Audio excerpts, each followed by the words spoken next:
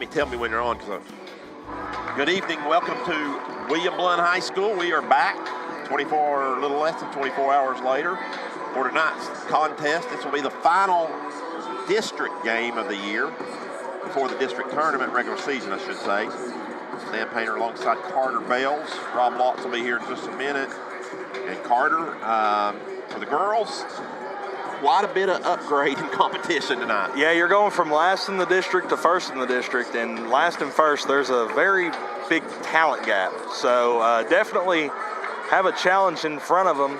Big win yesterday, maybe some momentum. They played these girls pretty tough in the first game. Turnovers just ended up nipping them in the rear end in the end. So if they can play some clean basketball, this could be a pretty good game. Yeah, yes. They are 8-0 in the district coming in, and they've got one other game left. They have to play Farragut again this Thursday night. And that'll be a good game. It will be, and so those two teams will finish first and second regardless in the district. So they will be buyed into the semifinals that I have heard the district tournament starts next Tuesday. Does not start on Monday. Girls play on Tuesday. We'll get the final on that on Thursday or Friday, I believe, the meeting. But also, I don't think that the Bearden girls will play until next Thursday, as they will not have to play in that first round. And are you talking about just in general or just a game? Because they play Monday night. Yeah, I know that, but okay. I mean talking about they won't district. play district. Yeah. I was going to say, they won't be that rusty. I think that's why Underwood schedules He always those schedules. games. That's what we were talking to him down there, and said you don't have to worry about when the district starts, because you just show up on Thursday or Friday. And I guess if they lay an egg one season, They they'll can just cancel the game. But regardless, William Blount with a 54-point win last night, and we'll see how well they can be competitive with this game. And we'll be watching, keeping our eye on the other competition. Maryville plays West tonight. Maryville hosts West, and Hardin Valley hosts Farragut. The girls' game will be a no-brainer for Maryville, but the boys is for the district championship. And then I think Blount boys will have a key interest in that Farragut Hardin Valley game as well. So we'll try to get updates as that comes along. We'll talk about that later, as we're just about set to go here on another beautiful February afternoon. It was. I got some pickleball in this afternoon. Yeah, it looks like highs in the 60s all week. So get some sunshine.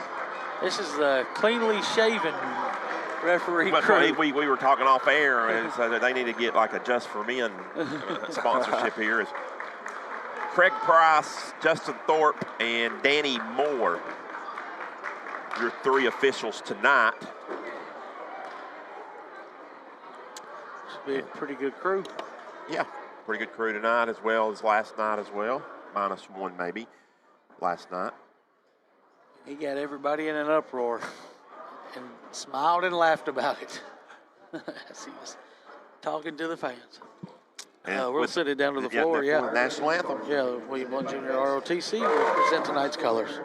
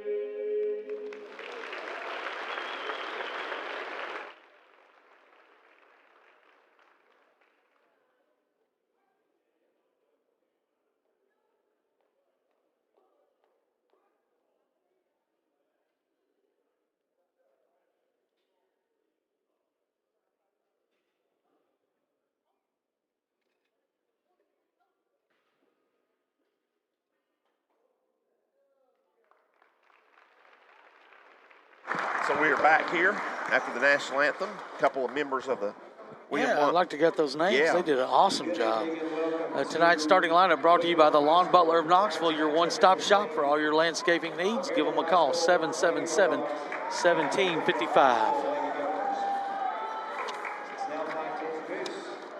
Oh, now I bet Natalia Hodge might be starting. she's going to get the start, amazingly. Number 10, Kendall Ann Murphy. Number 22, Lindsey Wilson. Patel, number 30. And 33, Parker. I think they got one loss, Stan. Yep, Coach Justin Underwood. Bearden will be in their maroon road uniforms with gray numbers. Now, Lady Govs tonight, we'll see what the starting lineup is. A little different than last night. Number 2, sophomore Izzy Kidd. The guard, a sophomore, number 14, Eliza Hicks. Number 3, the sharpshooter, Charlize Scarlett. Number 20, SD, Savannah Darnell, the junior. And the captain, Chloe Russell, rounds out Jason Kallenberg's starting 5. Bearden has to hold serve here tonight to have a chance. No, Farragut drew the numbers, so really, Bearden could lose tonight, actually, Stan, and still win Thursday and still win, right? Farragut has. Because Farragut drew the lower number, so I wrote those down. Where did I put them? Farragut drew 1. So if They got the tiebreaker. Who would? Farragut. They would. Yeah. Yeah, that's what I'm saying. So they need to win tonight. No, that's what I'm saying. Even if they okay. lost Friday, they would be out anyways. So if they as long as they still control their own destiny. Right. Even William Blount was to shock them tonight. Last time these two teams played over at Bearden, it was a close, really like 1-point game. At the end of the quarter. Most of the first half. And of course, the shooting from Bearden went off. There's a one-and-done miss, but a turnover. Padal with it. Gets it to Hodge, the 1,000-point scorer already in her sophomore year, and she hits a 3. Second chance opportunity. Don't go there. As Kidd has went right to the corner. Actually going to get now it. Now he got numbers. Yeah, and they're way up. Layup. Once we get a layup. Easy deuce. Darnell makes it, so good job right there, I believe. Somebody gambled. Their back line gambled. And Parker fell down. Oh, okay. And then the other girl had to cut, you're right, came up too far, so as ball's deflected out of bounds, but William Blount will take it. 3-2, your score with 7:10 to go here in the opening period. There's an easy 3. In and out, but offensive rebound right there for Murphy. She gives off to the Hodge, and she drains it. She's 2 for 2 off of second chance points, 6 points. And Blount just about turns it over in the corner.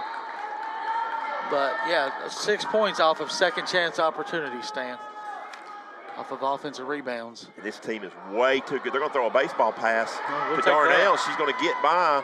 As Batal, though, blocks it from behind. Blount will keep it. Well, good pass by Russell. Yeah. Looked Darnell. Looked like the Powder Puff game. Yeah. First quarter 3 balls brought to you by Bowen Door, making your best first impression. As almost a steal there, but Russell gets it. Then it's tipped again. Russell gets it back. Darnell tries to get it to Kidd, who can't save it out of bounds. Oh, they call a kick on Parker. Savannah had Charlize in the corner when the defense collapsed. She tried to get it inside. Well, I can already see, Robbie, the first minute and a half, Bearden has had their hands on a lot of passes. And another one. And they're going to get an easy layup here by Hodge. Actually, she hands it off to Murphy, who gets shoved right in the back. No foul called, but a rebound by, what is that? Who is that that's going to the line? 22? Is that 22? Lindsey Wilson. Way she's got her shirt. Foul's on Eliza Hicks. First foul of the game.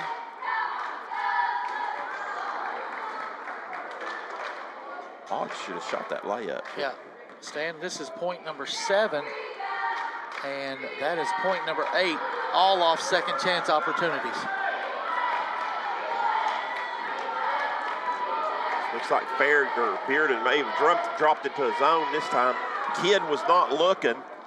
Here comes a fast break opportunity. Lay it up, lay it in for Hodge. Timeout, William Blount. This timeout's going to be brought to you by Circulation Station. Relieving pain with technology. Get 3 free treatments when you mention you listen to the Voice of Champions, AM 1470. 30-second break.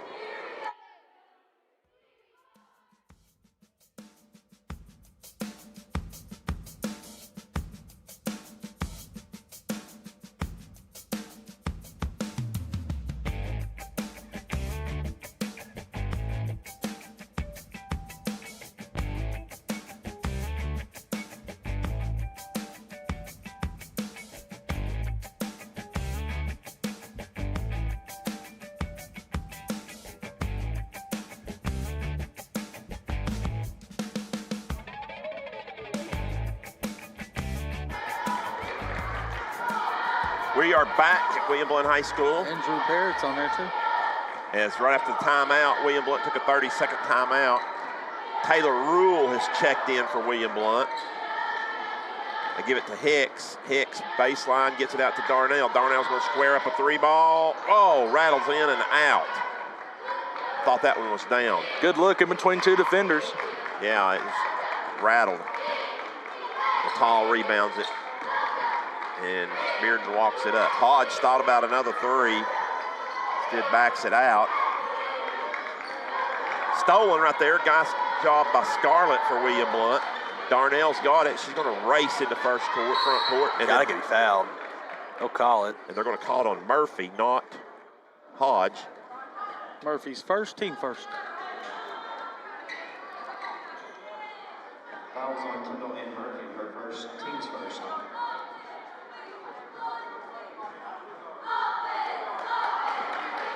So Blount will have it on side bounds, out of bounds, after the personal foul on Murphy.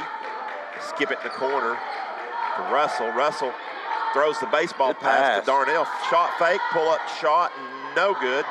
Not a bad look, and then Blunt's going to tie him up on the alternate possession, and that'll go to William Blount. So good aggression right there by William Blount on the second chance points.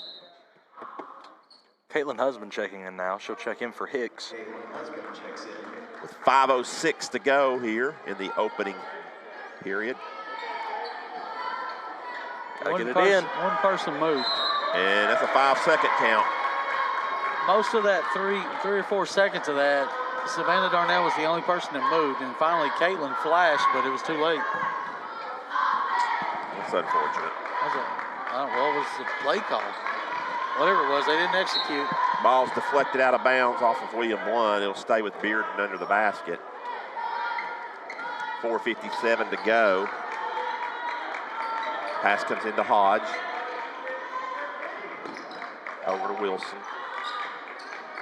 Back over to Murphy. They'll play that little 3-man game up front with a person in the middle. Shot up and no good by Murphy. Rebound by Rule for William Blount. Gets it to Darnell. Darnell had a flashing Husband. Instead of, it picks it all the way back around. Scarlett's going to bring it out and set it back up against the zone. Need a high post. Actually going to get a 3-point look. No good off the back of the rim. Bearden touched it. Yeah, yep. Wilson knocked it out of bounds and stay with William Blount. Stan, Bearden played Bradley in the state championship last year? Is that? I think so, yeah. Okay. Look how the high post right there. If you drop somebody in there, there goes Charlize now. Pass. Husband is flashing. Darnell with a nice move. Didn't finish. Strong. It's going to be a tie-up. It'll go back to Bearden this time. Good move on the head fake to find some space inside. Couldn't finish. Hodge will bring it up.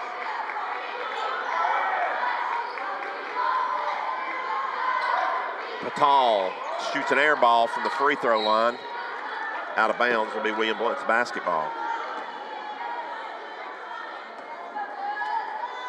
Aisha Patal with that. Was a little short on that one. A 6-foot junior. Rule. to Darnell, back over to Scarlett. The husband to Russell. Russell's going to kick it back out. One more pass that went to Rule. Should have.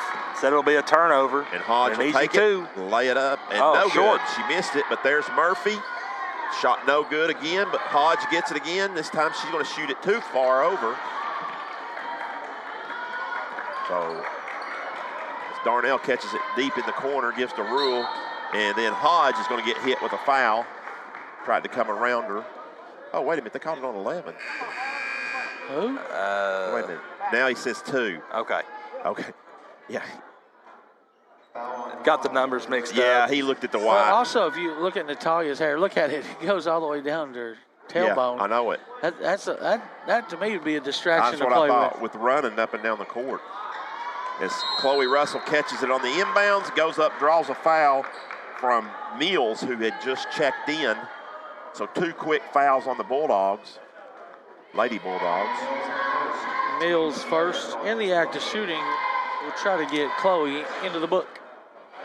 She does on the first. Up and in. And so 10-3 your score. Cox is also checked in for the Lady Bulldogs. 2 for 2 from the line is Russell. As well as Will Hoyt. You know, Robbie, I look down at this roster and I only see 2 seniors. 3 seniors, okay. Wilson is too. So it's only 3 seniors on this roster for Bearden. And the most important one is a 10th grader. As Will Hoyt gets it over to Wilson, to Mills. Nice ball movement. Cox misses, but she's going to get a rebound and give it back to Hodge. Hodge is going to jack a long 3 ball, no good. But there's Mills to rebound it again. And ball gets deflected to Hodge. She goes up, draws a foul from Husband. Just out hustling right now. 2 second chance opportunities. Hodge will go to the line for 2. Yep. 8 of their 10 points have come off of offensive rebounds. And whatever Natalia adds here. Nothing but net. She's got 9.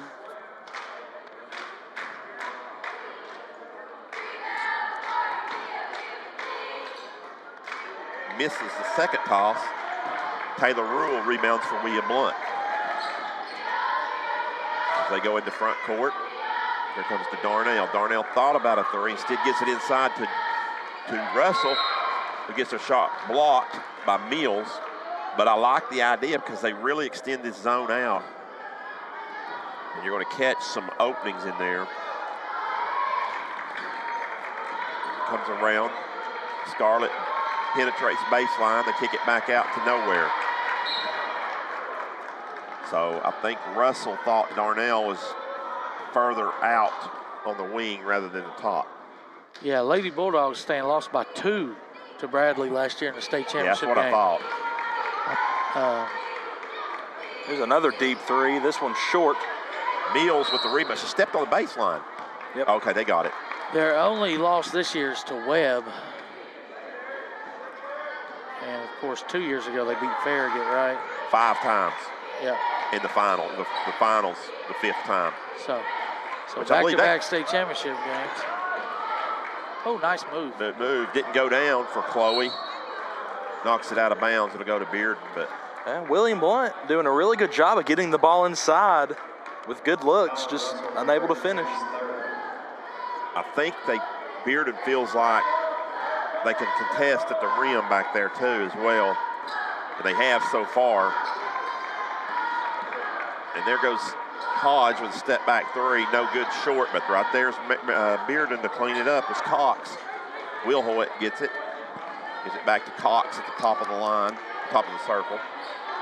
Hand off to Will Hoyt. Will Hoyt's going to penetrate down, bring it back out. As we approach the 1 minute mark, and then we've got a timeout by Justin Underwood. Timeout brought to you by Bonner Burger, home of the 2 for $9 quarter pounders with cheese. It's a 30-second timeout. We can keep it here, Stan. Yeah, we will here. As we'll have another break coming up in about a minute as we are approaching the 1 minute mark. So other games tonight, Bearden and William Blount here, but you got Maryville and West, Hardin Valley and Farragut.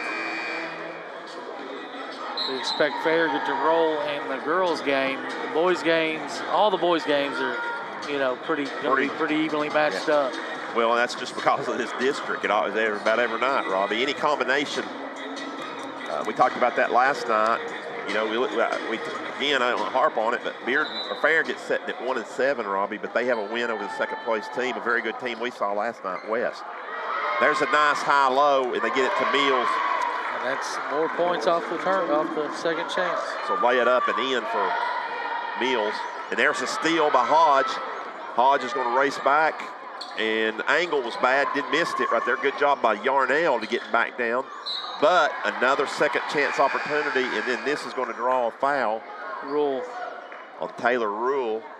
Rachel Wilhoit will go to the, I'm sorry, Lindsey Wilson. Not Lainey Wilson, she's a country singer. Lindsey Wilson back to the line, she's 2 for 2. Got a Lainey Cox and a Lindsey Wilson. Yeah. Foul was on Taylor Rule. Izzy Kidd's going to check in for her. So 14-4 your score with 56.9. Second toss, no good. Rebound by Izzy. She's going to race into front court, gives it to Savannah.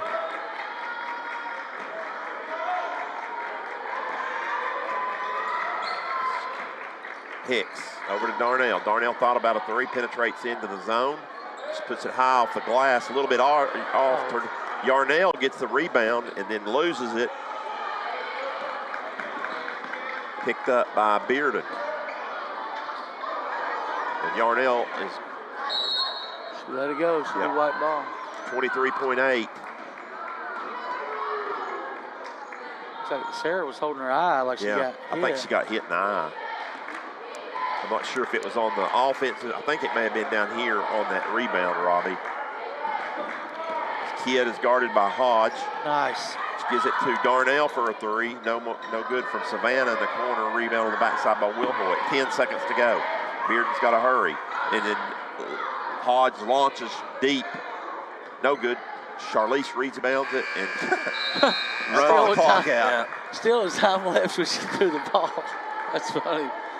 So one in the books here at William Blount. It's Bearden 14, William Blount 4. You're watching on Gov Nation Network and listening on Voice of Champions. Tarver at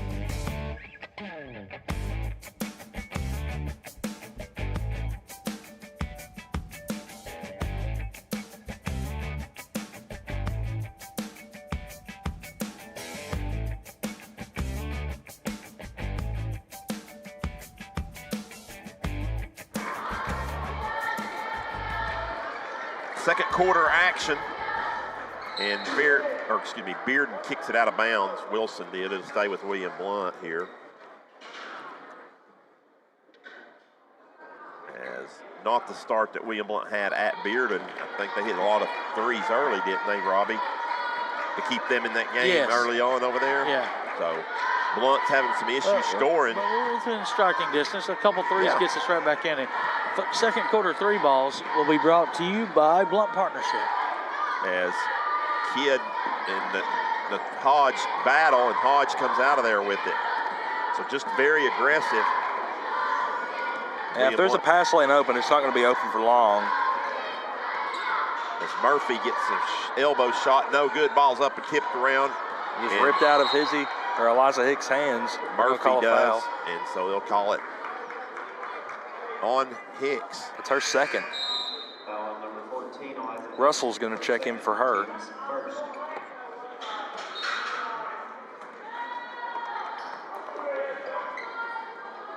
The ball comes in to Parker. Parker gets Easy down low. two. Somebody lost their man underneath. Yeah. lay it up and in for Murphy. Still sitting on 2 points that were off of turnovers. The rest of it off second chance. And right there's a foul. Yeah, they're going to call that on Wilson. First on Wilson, first on the team in the second quarter. That is her first. Team's Again, first. look how much they extend that out, Robbie. I think that if you put somebody in the high post. Yeah, and you can make a good pass. Yeah. Like nobody's flashing to there. She has to retreat and throw it backwards. Hodge on the rebound and the foul by Darnell, and they both go crashing into the wall. Golly, they hit that hard wall. Yeah. Good thing that padding's there. Both of them can fly. Foul on Darnell, her first. Team's Darnell picks up the foul. Hodge had 10 in the first quarter of the 14. Looking for more. She'll nail the first.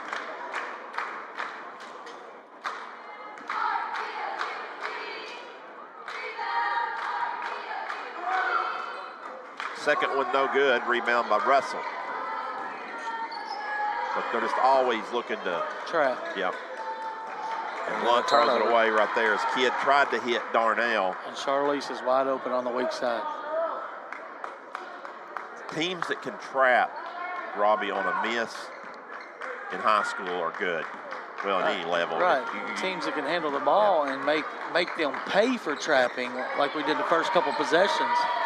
We haven't been able to since. We're going to call a foul, I believe, on Kidd right here, but I'll wait and see to make sure.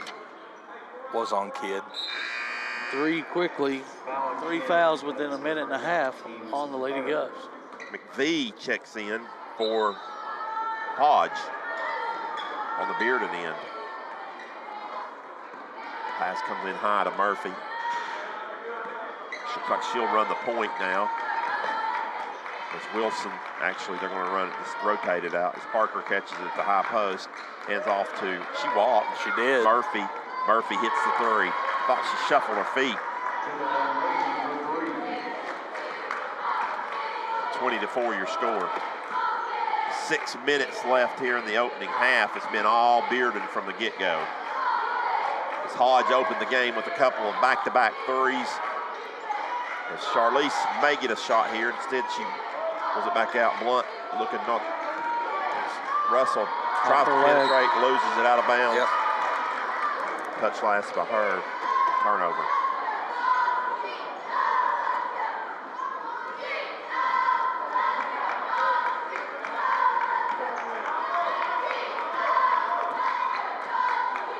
Taylor Rule's set to check in for the Lady Govs. And there's a turnover. steal. Darnell's going to pick it up. She's going to go all nice move. Oh, blocked by McVeigh. And then turned over to Wilson. Wow, McVeigh got her hand on that somehow without fouling. Good defensive play by her. I thought that was going to be a sure layup or a foul for the Lady Governors. Charge. What in the world did he just call? That'll be on Murphy. Oh, it must have been behind our backs. Yeah, I couldn't see it from where I was at. Camera might have had a better angle Said than we did, but that was extended her arm a little bit. I don't know. on Murphy. Murphy. Her second. And she exits the game because of that. Husband at the short corner, excuse me. Gets the Kidd. Kidd over back to Rule. Rule's going to penetrate in. Had a shot, I think. One extra pass there, but Charlize penetrates in the lane. No good, but rebound by Nicole, and then a foul. A cheap one's going to be on Husband. That was a good shot by Charlize. She got in the lane, got a good look at it, just didn't go down. We've had a couple of those. Foul on Ford. Caitlin Husband, her second, team's fourth. 2 fouls on Caitlin. One more, and Bearden is shooting free throws the rest of the quarter. That's not good with 4:30 left.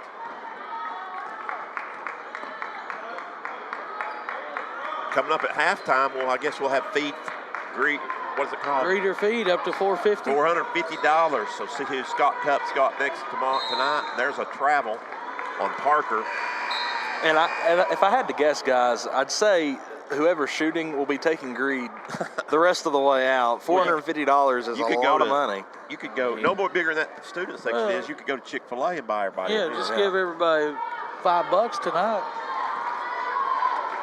You get 400, put the rest of the student section that way. I was calling for to Cup. I was lobbying last night for Padge to shoot it. Padge used to be the perfection, and there's a drive by a kid, draws the foul, thought it was going to go down.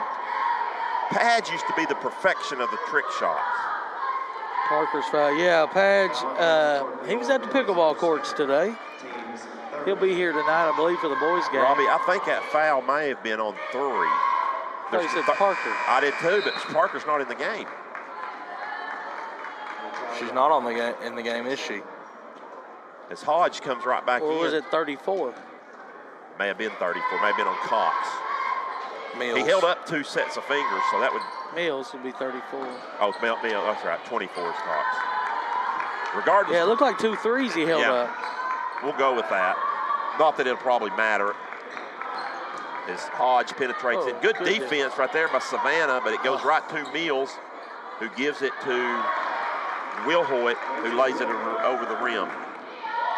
Long pass down to Hicks. Hicks saves it back. Will Hoyt. Well, there's a turnover for William Blount. Will Hoyt races back into front court. Hodge is going to fire another 3. Good.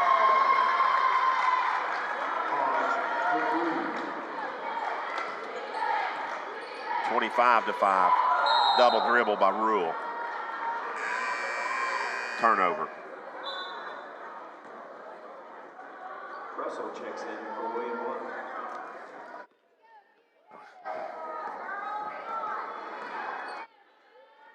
I know.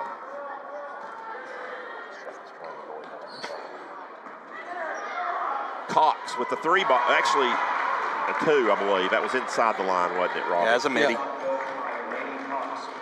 So 27-5, your score, under 3 to go. As Blount has only scored, 1 point this quarter? Yep. There's a good shot.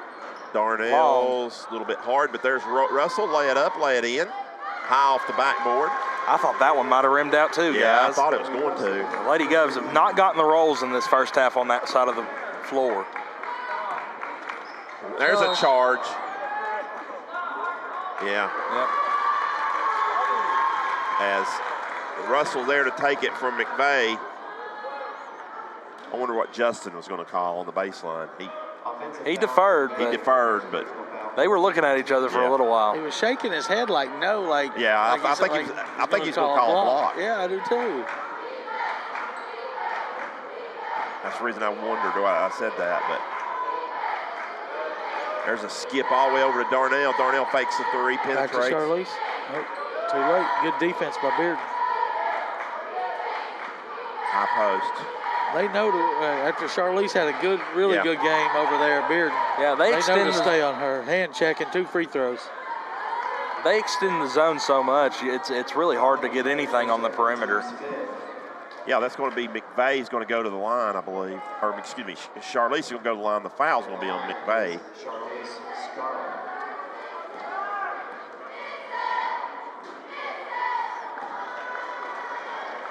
82% from the foul line this year, Charlize. Second one rattles in as well.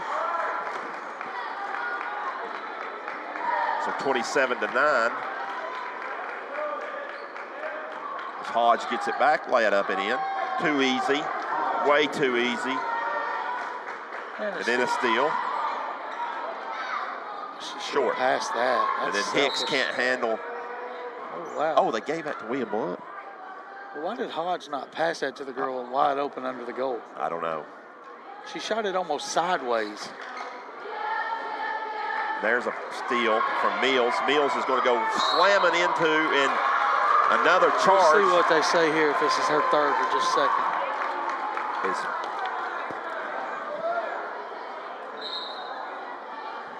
Parker's coming back in for her. Fouls on 34. Mills, her third. Yep, that was what it was. It was Mills that first time. So that's her third. Kidd with it. in trouble, needs Timeout. help. Timeout, good timeout by Jason. This Callender. timeout's going to be brought to you by Trinity Chiropractor, where you get your life forces switched on with Dr. Evan Butcher. We'll take a 30-second break.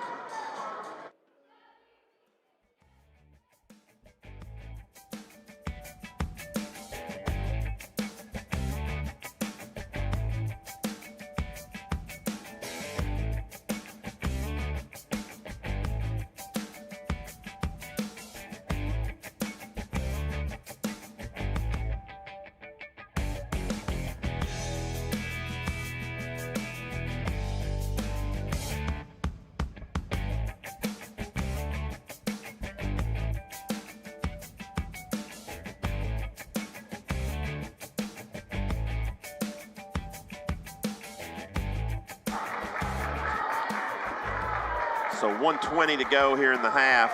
Good timeout by Jason Kallenberg because that was probably headed for a turnover. There it is. Here comes a three, Oh. I thought, by Darnell's going to penetrate in, lay it off the glass, no good.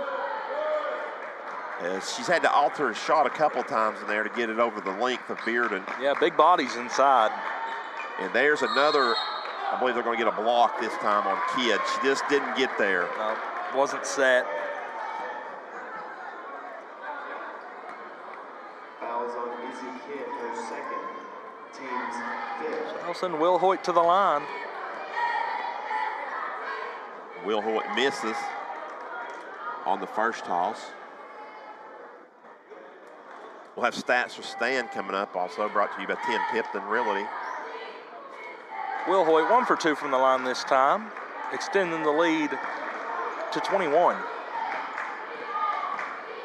Try to get a couple of scores from updates, at least from Farragut. We should be able to get something. Really doesn't matter what's happening at Maryville.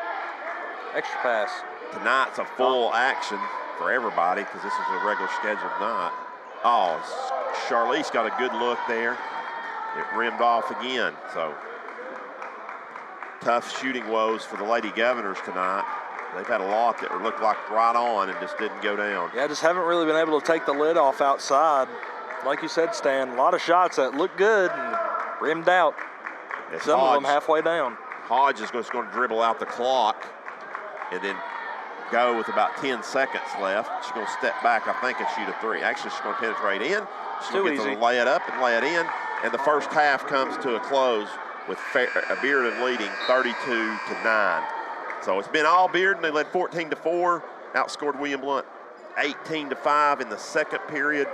We're at halftime, 32-9. We'll take a 2-minute break, and we'll be back right here on Gov Nation Network and AM 1470.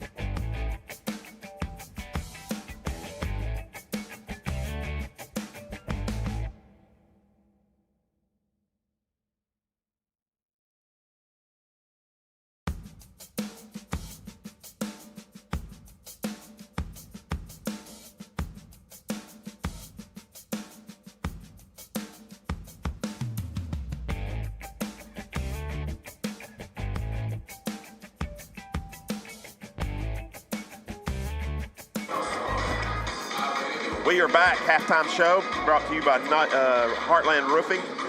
Give Nate a call for any estimates, free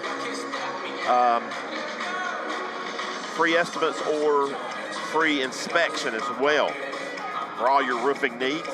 William Blount finds herself down big to Bearden 32-9 at the half. We'll go straight into Stats with Stan, brought to you by Tim Tipton Realty. Give Tim a call for any of your realty needs. 984-1111 is his number. You see it there on your screen as well as your cell number. He can take care of that. And Rob Lotz will take us right into the Stats with Stan. Actually, let's hold up just a minute, Robbie. No problem. We'll go upstairs to Scott Cup.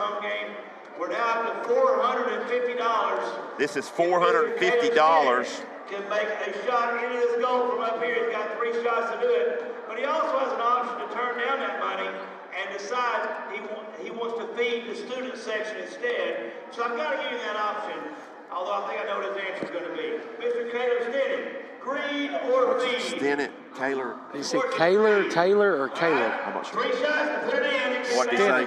I didn't hear him. I heard Stinnett. I think maybe Caleb. Greed. Oh, that was right on. Right on, just about a couple of feet, maybe short, 18 inches. High arc, that's way short. Here goes the last one. And that, my friends, is short also. That's an adios, sir. $500 on the line. $500 Friday night against Walker Valley right here. And $1,000 for everybody that made the half-court shot. We'll get to come back and shoot for that. Well, I'd say we had quite a few makes yesterday. Yeah, there was so 7 or 8. I'm going to assume that we're probably going to have 50. close to 50, if not 50 plus. Yeah.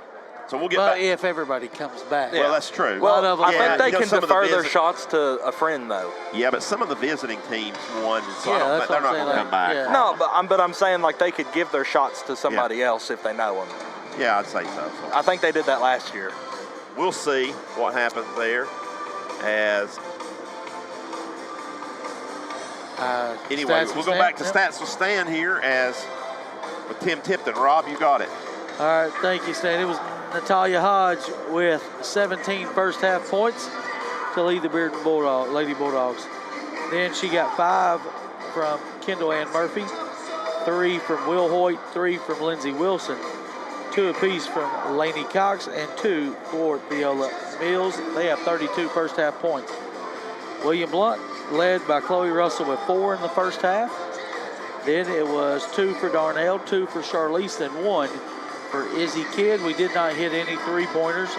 Bearden made 4 3-pointers from the free throw line. Bearden 3 out of 6, 6 out of 10, 6 out of 10 from the free throw line. And William Blount 5 out of 6. So there's your stats. We will take a 2-minute break and come back with more from halftime report here at Marvin L. Boring Gymnasium. We'll try to get you some scores around the area. It's District 4 4A night, the last one of the season for William Blount. We'll take a 2-minute break.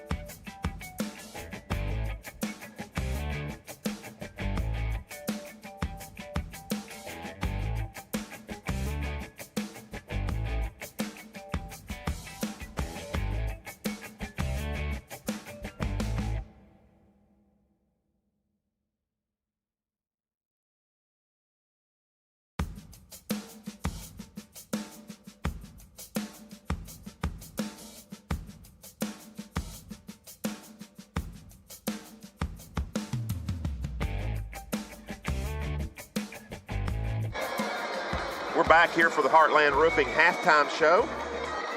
Give Nate a call for any of your roofing needs. A couple area update here. One score I've got, Rob, is a little bit of a surprise over at Farragut.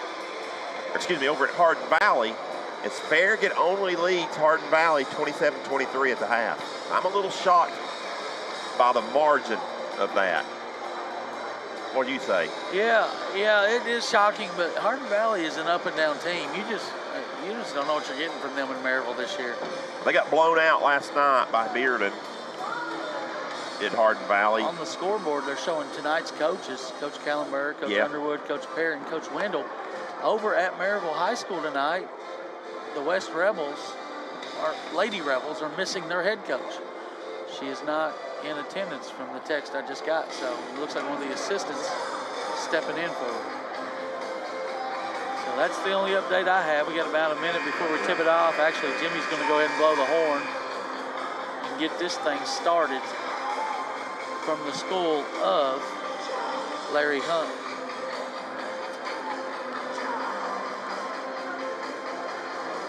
Shout out to the Mocs.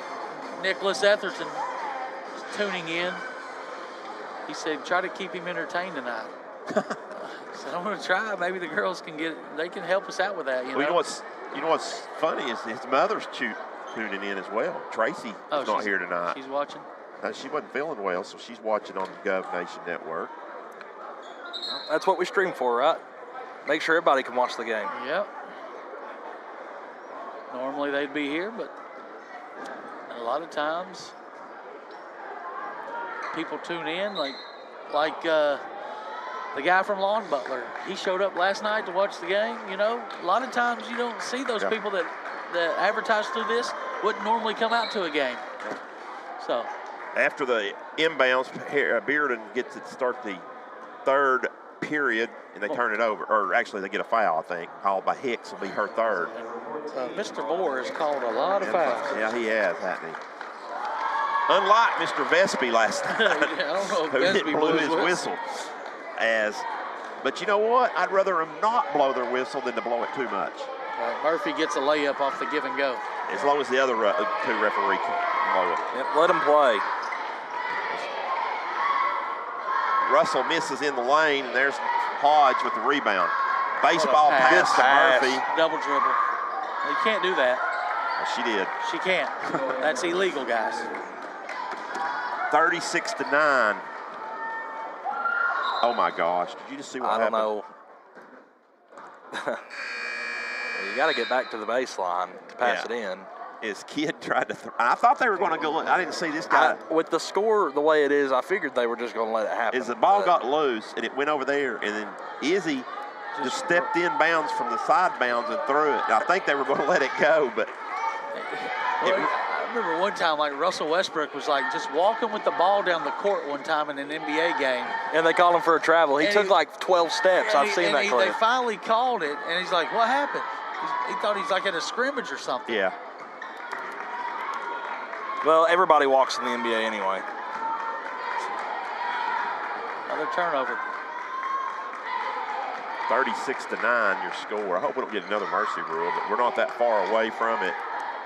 As Husband and Patal got locked up. Both of them looked like somebody might have been holding somebody's arm down. Get a hook. Charlize again. Like I see a big hook and hold. Kid has missed Charlize twice tonight. It's like she's looking to one side of the court. As Savannah gets it to Husband. Extra pass. Here comes Charlize with a big three ball. Oh, how many are they going to have there? It's been like that all night. Third quarter three balls brought to you by the Party Zone at the Roll Arena. As Wilson gets hammered. No foul called. Murphy gets it and runs right over. Is that the third time that Chloe's taken a charge? It is. I think the third. Third foul on Murphy. Yeah, Wilson, I don't think needed to take a dribble. I ended up letting the Lady Gov defenders get in front of her. Results in a foul and a turnover. As Darnell gets to the right, Parker draws one. Parker picks that up, the 6'1" post player. One of the three seniors on this roster. not quite stepped in like the girl that went to Florida State, but still good size. Yeah. They were tough to handle those last 2 years. I looked her stats up the other day. She's not played a whole lot down there Is she yet. not?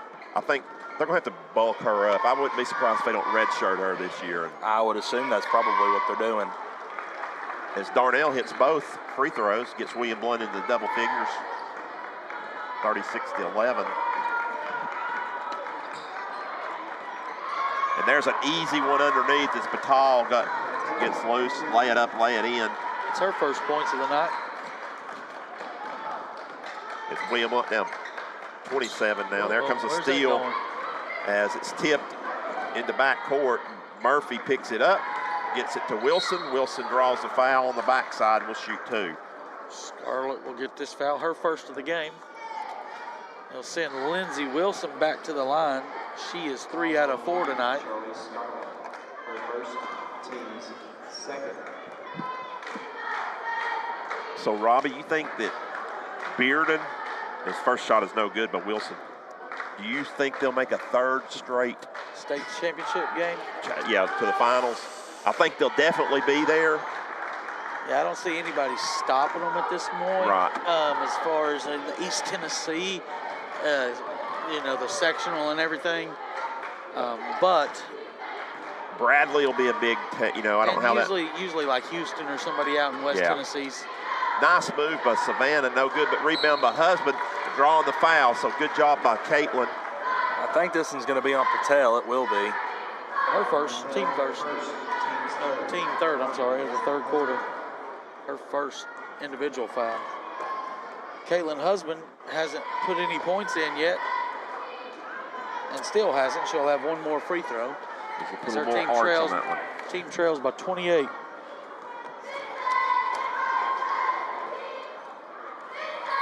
Much better looking shot that time. And William Blount with 2 field goals so far tonight. I would say probably 2 for 22, Stan, somewhere in that range by now. Oh, yeah. That and a lot of turnovers is not a good combination. And right there, just another rebound for 3 seconds. And I believe Wilson may have got hurt. So we stop the play. She's got to come out, but it should have been a 3-second call. And holding her hip a little bit. After they got the rebound, nobody got out of the paint. The girls. Milhoy to check in for Wilson. But I guess safety first because she was laying kind of close to the pile of players. As inbound play goes to Batal, she hits the little runner in front.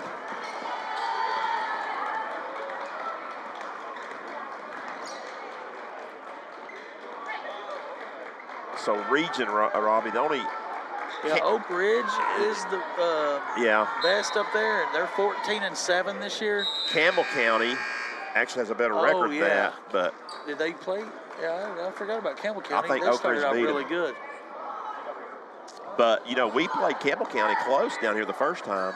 They blew us out. Oh, yeah, I know. And second... They looked really good that second game. Double dribble.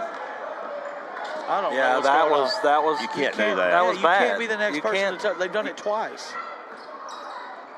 And that goes out of bounds. Touch last by William Blount. Once you lose the handle on it, you have to have a teammate come and get it, or it's a turnover. I think that the officials, just like last night, they're tired of blowing the whistle because the outcome has pretty much been. There's right there, we fouled. No call, and we hammered her. So with 3:54, since the referees are not going to blow the whistle, I'm just going to call adios. Adios brought to you by Gastro Parts, a worldwide supplier of catering and equipment, restaurant, food truck, any kitchen appliance breaks down, they can replace it within 24 hours. GastroParts.com. They are a replay sponsor. Also, you'll see their logo on the screen a lot of times tonight. Cox puts it back, no good. Rebound, McVeigh put it up. 3 shots right there on that one sequence. Baseball pass to Darnell. She's going to drive back. Got too fancy with it on the reverse. I like the idea. She wanted to put it up stronger. And she was actually smart to use the backboard is That was off. I think that was off Cox. Yeah, it was. Somebody tipped it for William Blount, but then Cox hit it. Substitutions here. Here comes the Platoon swap for the Lady Govs. Last night's starters will be into the game. Etherton Hicks, and Sweat, Etherton, and Sweat, their first action. Yarnell's coming in for the second time. Hicks has been in, so at least Scarlett. And William Blount leaves a man open, no good. And then Mills draws a foul on the rebound from Yarnell. So with 3:12 to go. Gonna give a shout out to Rhodey Kirkland tuning in tonight. we got a lot of listeners, a lot of watchers. Currently recovering from UCL surgery, so praying for a quick recovery there. Get back on the baseball field. Up at King. Did he mess it up in preseason? I'm not entirely sure. Or just some lingering injury that he wanted to fix? Division II opened this past weekend. Yeah, I think Carson Newman and King played, actually. they did. As there's a steal. And the ball's on the floor. Ball tipped around. Mills gets it over to McVeigh, who is going to get a foul called going up. Fouled before the contact. Oh, Charlize. I thought that was a pretty good dribbling job, like a soccer dribbling job by Cox. She dribbled with her feet all the way down the court. Maybe, hey, I think Bearden won didn't they win the state championship in soccer, girls soccer? Maybe she plays on it. Taylor Rule checks in here for the Lady Govs. They just won the national championship, Robbie, in dance team. Yeah, was it dance or cheer? Or whatever. Whatever it is, yeah. They win it about every year. They've won it like 8 or 9 times, I think, so. But I just saw that on the news last night, so. I guess it would be dance. I believe it's the dance team, yeah. As Sweat gets a shot in the lane, no good. Rebound by Bearden with 2:30 to go. We'll have the boys contest coming up next. We expect that to be more competitive. There's another charge. Good job that time. That was Sweat that took it. Will Hoyt's first foul. Yeah, the boys contest over at Maryville.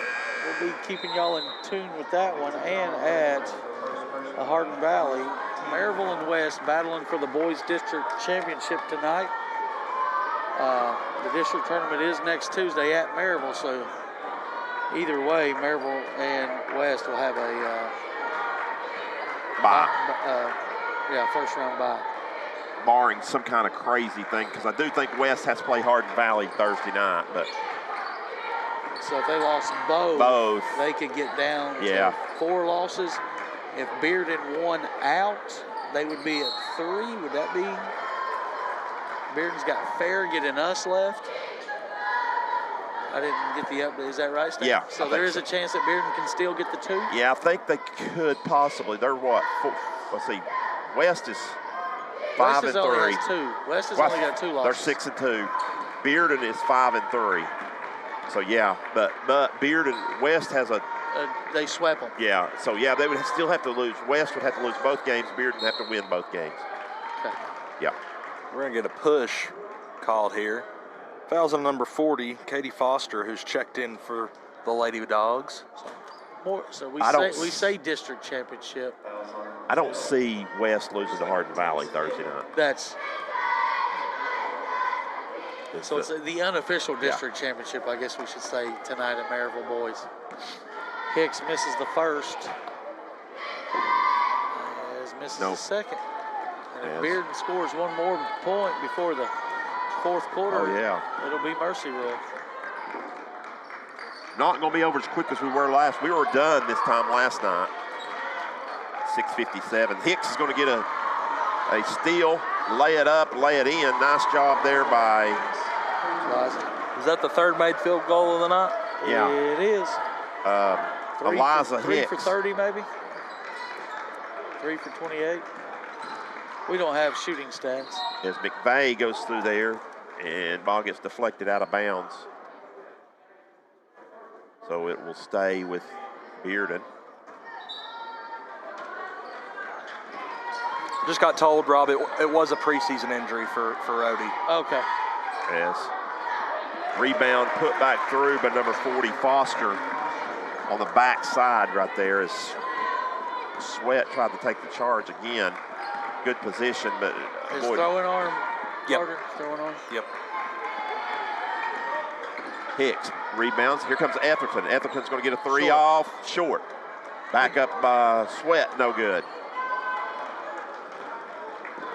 There's a rebound. Lay it up, lay it in by Will Hoyt. 50 to 40, 50 to 14. Taylor in trouble. Finally gets it out to Cassie Sweat. Sweat back over to Taylor Rule. She's guarded. Penetrates, spins. Going to get in. Lay it up. Lay it in. Nice move by Taylor. Her first two. Her fourth field goal of the night. Going into the fourth. So what do we have, 9 at the half? Yeah, that's a block. It is. Oh, they got a charge. And Justin Underwood. That might be a 50 to 16 call. I think it is because It he was is. in between, and then Underwood gave him a good thing to coach against Will Hoyt there. You know, she shouldn't be out of control like that. And Craig Price has heard about all he wants. He's up, Coach, you're up 34. Maybe he didn't. Maybe he didn't like the call. I don't think he did. Anyway, it comes to the end of the third quarter. 3 in the books. It's 50 to 16. Don't go anywhere.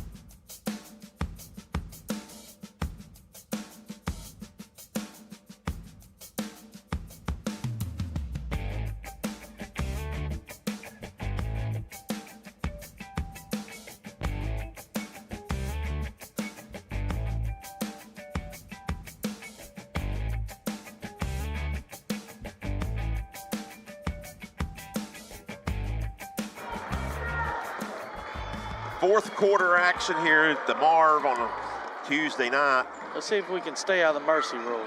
As three-point shot no good by Will Hoyt, rebound by Kidd for William Blount. So Craig Price and Justin Underwood, the coach at Bearden, as there's a trap, turnover.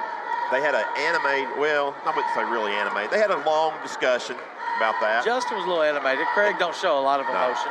At first, Justin was, but then they kind of kissed and made up a little bit. And they put his arm around each other, or Craig put his arm around him. Craig's a very tall gentleman. Foul right there on Husband. He's an intimidating person, you know, kind of like Mike Vrabel. Mike Vrabel. So, Well, the difference is he's got a job Mike Vrabel doesn't right now. I'd say Vrabel's all right. Yeah. 35-point lead now with 7:25 to go. And I'd be very surprised if Vrabel doesn't get a job in this next coaching search. Yeah, maybe season. sit out this season and see, reeval So that's mercy rule, guys. what he wants to do. Back-to-back mercy rules. You know, here at Belichick Marvin didn't get Elmore one either. Gymnasium. Yeah. You think Belichick. he'll coach again? You Little guys think- Belichick did, though. I saw that. Yeah, You think he's- Bill will coach again? I don't think he can set out at this point and then come back. And it had to be he's- next year. I mean, he's 73, 74 Right. years old as it is. A lot of people were saying Pete Carroll was looking at jobs too, and I was like, that doesn't make any sense. Pete Carroll did not want to lose that job. No. The way he reported it. 14 on the foul. Hicks, her fourth. Fouls on number 14 on I feel like it was pretty obvious that it was time to part ways, though, in Seattle. As I mean, I don't know if Geno Smith is the guy over there, but that's the problem in Seattle right now. he's too old for a rebuild as it is. But what team could Belichick go to right away and not have to rebuild? There isn't one. Right. The only one Dallas next year. Yeah. Dallas next year. That might end up being the case. Dallas, I'd say if Dallas should have been 2 years ago. It should have been last year, after the debacle they had in the playoffs last year. Well, he didn't have a. that's a lot. He wasn't available last year though. That's a lot of ego in one room though. Him and Jerry. Yeah, I don't think it is. We got a foul here on something. Too many turnovers. I don't know if we've got a shot up here in the fourth quarter. 12, it's Sweat. Her first or second? Yeah, her first. Team second of the quarter. Mills checks in here for the Lady Dogs. Actually, She'll come in for Foster. No, I can see Belichick to the boys. I don't see it working out. That's a lot of ego I don't in think one so. room. He don't have long-term. control over the personnel, though, would he? Yeah, but I just think for a couple years, Jerry would be willing to give it a go. Riley Hunt connects on a Murphy Bobcat 3 ball. Your extra effort excavator. Let's see. I bet there'll be a couple more available next year, for sure. Tampa Bay may be available next year. Yeah. How about Atlanta telling him no? Is that weird? Yeah. Why would a team like Atlanta tell Belichick no? Who did they end up going with? Was it the Baltimore defensive coordinator? Oh, yeah. McDonald. I think the Titans got a good one. There's a foul right there. Tripping foul is going through the lane.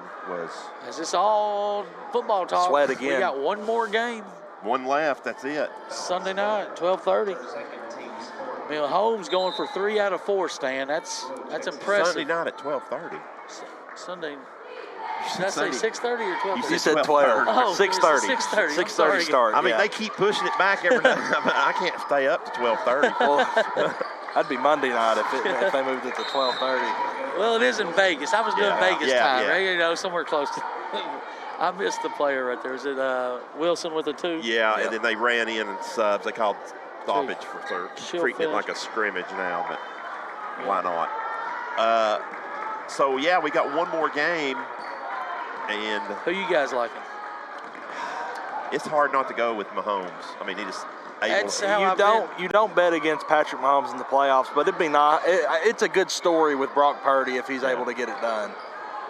Well, here's where I know he's got a lot of talent around him, but I think San Francisco's roster's better than Kansas City's by a lot. Yeah. So Baltimore's roster, I think, was better too by quite a bit. But you guys are right about Mahomes. But I've been going with Mahomes all postseason. I think I'm going to go with San Fran. Here's the thing. I would go with San Fran, but I think Purdy's been a little shaky in the playoffs. That puts more pressure on. She's fouled and one. That foul's going to be on Husband. Mills gets an and one putback bucket to extend this lead up to 59-16. And last night we figured out the rule on why Jimmy was letting it go. The clock does not stop until the shooter has the ball in her hands. Okay. Jimmy knows all about the mercy rules. His free throw no good. Is that from his tutelage from Larry Hunt? I guess. But what was our point we were about to make? You said something about putting all the pressure. You just get on Shanahan. Shanahan still has to make those little. Yeah. He's got to get the tight end involved, of course, and Kittle, and make those little short passes. Natalie Etherton, turnaround jumper at the foul line, no good. Rebound. Kittle wasn't really involved in that game against Detroit, and they still were able to pull out the win. And he does the best job of putting players in position. Right, and that's what made Purdy one of the front runners for MVP all year. It wasn't because he's such a great quarterback. It's just that he's able to get the ball to all those playmakers. And that's all you need. I really think, though, if they don't get it done this year, Shanahan's going to start feeling a little hot in his seat.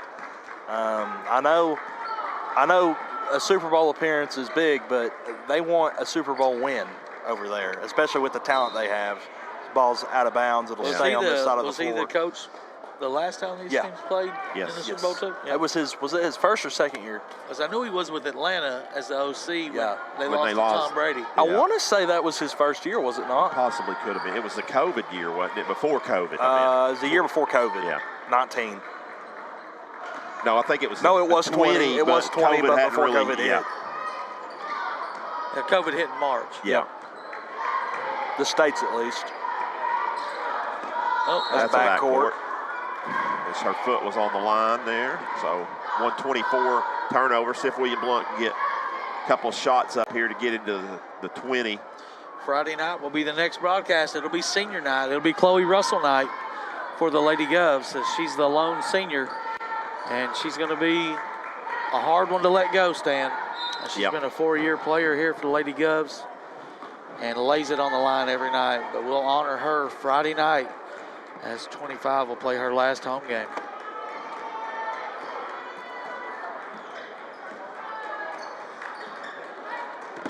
That'll be against Walker Valley.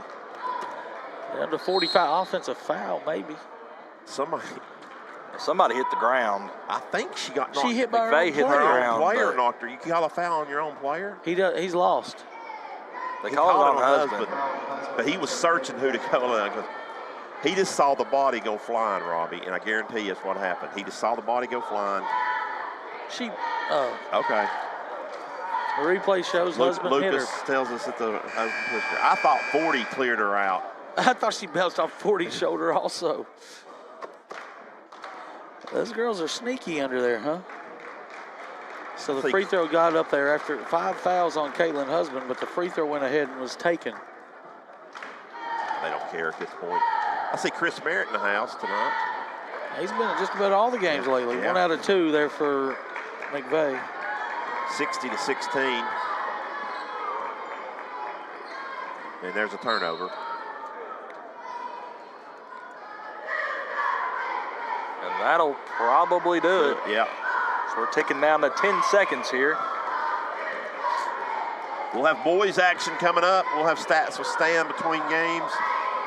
And then we'll preview this boys contest coming up between the Bulldogs and the Governors. Final score from William Blount. Bearden 60, William Blount 16. We'll take a 2-minute break.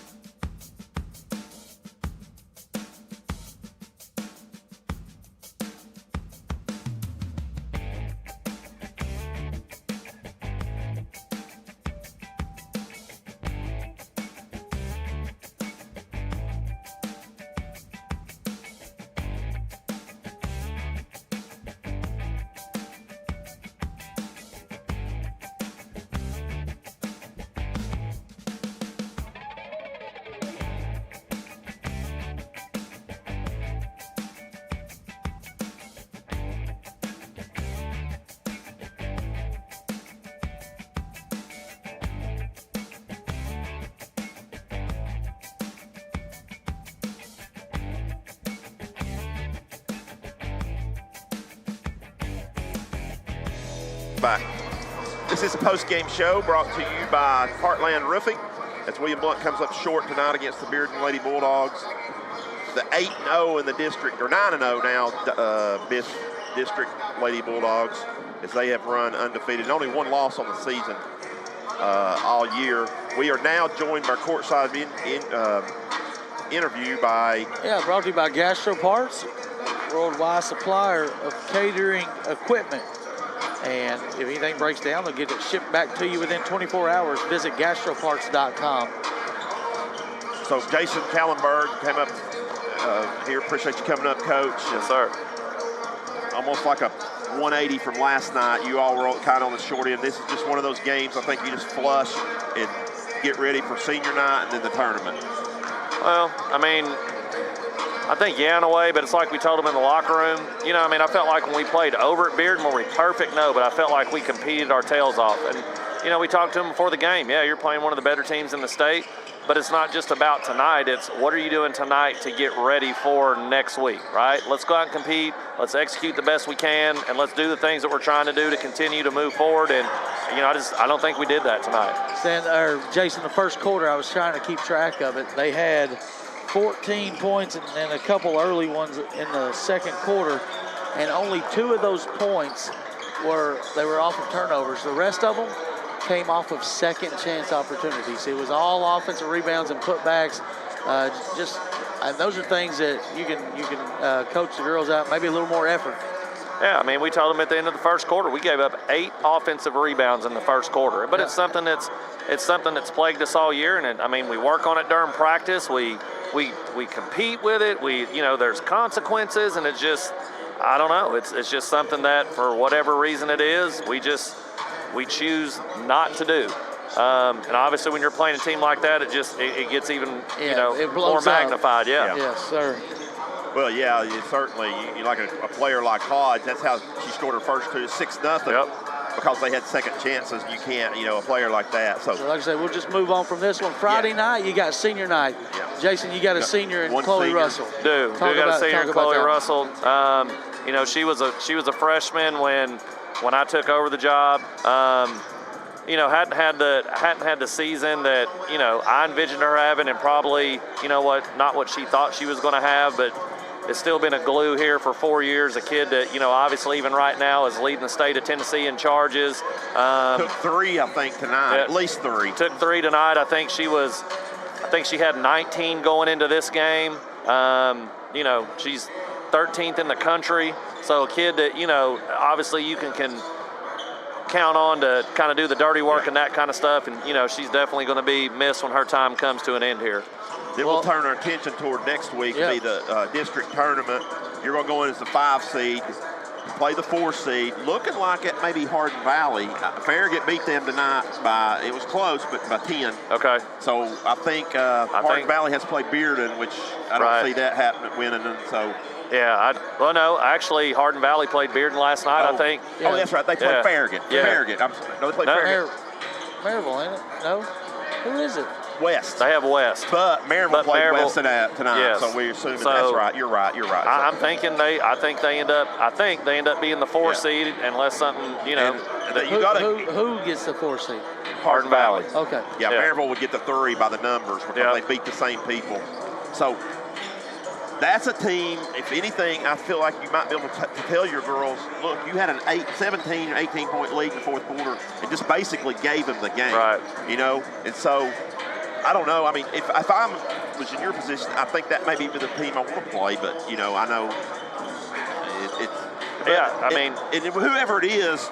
Well, the other thing, Maryville will be at Maryville, right. So you'll be Hardin Valley at Maryville. Right. So yeah, I think we're better suitable for Hardin Valley. All you got to do is you win that one game. It comes down to nothing really matters what's happened up to this. You win that one game, you guys go to the region, then I kind of erases about everything in this season. Yeah, I agree. And I mean, that's something that, that we've talked about the whole time. They say they want to go to the region tournament, and it's just something where, like I tried to tell them tonight, I'm like, there's no pressure on us. Like, we're basically playing with house money, right, tonight.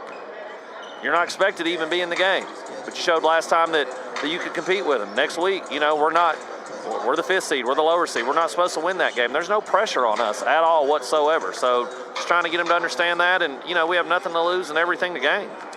Well, good luck to you guys. We'll be here again Friday night, and then we'll catch the district tournament too. So we'll be Sounds with you good. as far as you all go. So good luck to that to the end of the season. Thanks, guys. Appreciate everything y'all do. Thanks for coming up overnight. I'll go over stats with Stan real quick. Stan, wrap this up real quick. Not much. Brought to you by Tim Tipton Realty. 60-16 final tonight. Natalia Hodge leads the Bearden Lady Bulldogs with 20. She's the only one in double digits. Kendall Ann Murphy with 9. Then it was 5 from Wilson, 5 from Wilhoit, 4 apiece from McVeigh, Foster, Mills, Patel, 3 from Hunt. And that rounds out the 60 points for the Lady Bulldogs. And the 16 for William Blount. It was 4 from Russell, 4 from Darnell, 2 apiece from Hicks, Rule, Scarlett, 1 for Izzy Kidd, and 1 for Caitlin Husband. 16, not enough to get it done. And your final score 60-16. We'll take a 1.5 minute break, come back with about 5 minutes before tip-off in the boys game.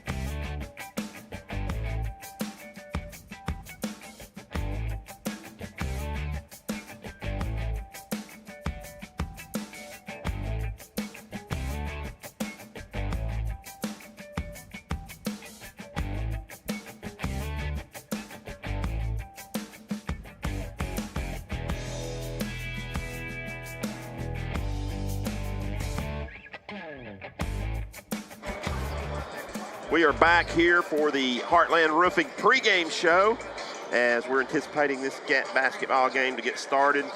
As we said, William Blount loses this one tonight, and Farragut wins over there. So, Robbie, let's go over that again. So, Bearden's 9-0, Farragut's 8-1. So they'll play Thursday night. For the district regular season? District regular season, right? Because Farragut has the lower. If Farragut was to win, they get the tiebreaker. They get the tiebreaker. If Bearden wins, of course, they're easily ahead of them. So, but regardless, they both have clinched 1 and 2, the top 2 seeds. And that's important for region bursts. And we think Maryville has pretty much clinched up region berth too, right? If they finish third. Because they will play West. You have to. Oh, state. Technically, yes, but not officially. But yes, whoever the 3 is going to be into the region also. So then that 4 or 5 will be really who your really team. And that's William Blount will definitely be in that game, and we think Hardin Valley should be in that game as well, since they're lost tonight at Farragut, or get home against Farragut. So the game against West on Thursday night does not matter. Well, now we'll move on to the boys' game as William Blount here is staring right at the 5 seed. 4 seed. But it doesn't matter, it's 4-5. Now, what is very important, Robbie, is we keep an eye on that Farragut-Hardin Valley game. Farragut wins, they move up to the 5, and that'll be William Blount and Farragut. who've played 3 consecutive overtime games. That could be the matchup next Wednesday or Thursday. But then if Hardin Valley was to take care of business on their home court tonight, then it'll be William Blount taking on Hardin Valley. Yeah, Hardin Valley would be the 5, So- William Blount the 4. And these two teams played last Monday. Last Monday they played, and William Blount got down in a big hole again. It's been kind of the trend for this year's team. They clawed their way back, got it, down single digits, but Bearden was able to pull away with a 20-point victory. Stan, I watched that game, and Caden Wendell, in the 3 years we've watched him, he had 13 points. I mean, that's by far the probably lowest. the lowest, yeah. Yeah. So he's a 2,000-point scorer. So, but what did he do the next night? He bounced back, and Saturday night he bounced back too. So let's see how Caden bounces back against his team. Grady had a good first quarter. He was really the only guy that could score because Bearden plays such good defense. And Grady then picked up 2 fouls and had to go to the bench, and it really hurt the lift. So it's going to be a tough one as Bearden is a top 10 team in the state. They're 23-5. And Robbie, last year we had to beat them in the region semifinal. Yeah, we swept them all 3 games last year. And that was we tough. had lost 40 in a row to Bearden going into last season, and we beat them all 3 years to make a sub-state berth. And they have pretty much the same team back. They did lose a couple of players, the big kid underneath. They lost 2 guards and the big guy, but I believe the guy that they're replacing with Brody Smith, number 50, he's number 40. 55. I think he's wearing 44 tonight. Oh, really? Yeah, that's Brody Smith. He's the guy that picked up a bunch of ACC and other conference offers in football a couple weeks ago. Miami offered him. Just a sophomore tackle for the Bearden football team. His dad, Lee Smith, played over 12 years in the NFL. So, yeah, he's wearing 44 tonight. I don't know what roster. First for the visiting Bearden Bulldogs. So, yeah, he's wearing 44. Number 1, King Hubbard. King Hubbard was the name we called a lot of bit last Yeah, night. he's getting healthy. He's been injured most of the year. This is your starting line is brought to you by Lawn Butler of Knoxville, your one-stop shop for all your landscaping needs. We'll get those guys. Mahoney, Jamichael, Blair. Now here are the starters for you. William Brillhart. No, I don't think Brillhart. Yeah, Brillhart's wearing number 3 tonight. Oh, okay. At forward, a 6'4" senior, number 5, Brett. Starters for William Blount, number 5, Brett Cortez. Number 5'10" senior, number 4. Number 4. Scarlett. T-Scar, Trevor Scarlett. At guard, the 5'8" senior, number 0. 0. Nick Hodge. At guard, a 6'4" Number 11, Grady Robertson. I think he's 12 points away from becoming number 2 all-time leading scorer in the history of William Blount High School. And of course, the all-time leading scorer, number 20, Caden Wendell. Yeah, we'll get these numbers fixed. I'm not sure the roster they sent us Is correct. because I know Drew Brillhart's wearing number 3 tonight. King Hubbard is correct, and Blair is correct. King Hubbard is correct. Yeah, number 1. Brody Blair is Smith 24. is 44. And Nordine, what's Nordine wearing? Nordine's wearing number 4. Justin Nordine. Well, our roster's all out of whack, Yeah. isn't it, with numbers, guys? So I guess I'll just go by Yeah, who we know. Parrott's number 5. We're ready to go. Tipped up, controlled. Anywhere movers tip off. Give Alvin Jeanette a call. He's 6'5", 235-4108. William Blount with the ball. High post extended. It's Cortez. Man-to-man defense by Bearden. Wendell has it in the corner. Flared up. Trevor off the bounce. 3-ball up. In and out. No good. Long rebound into the hands of Blair. 1 and done. Here comes Nordine into the front court. William Blount, man-to-man.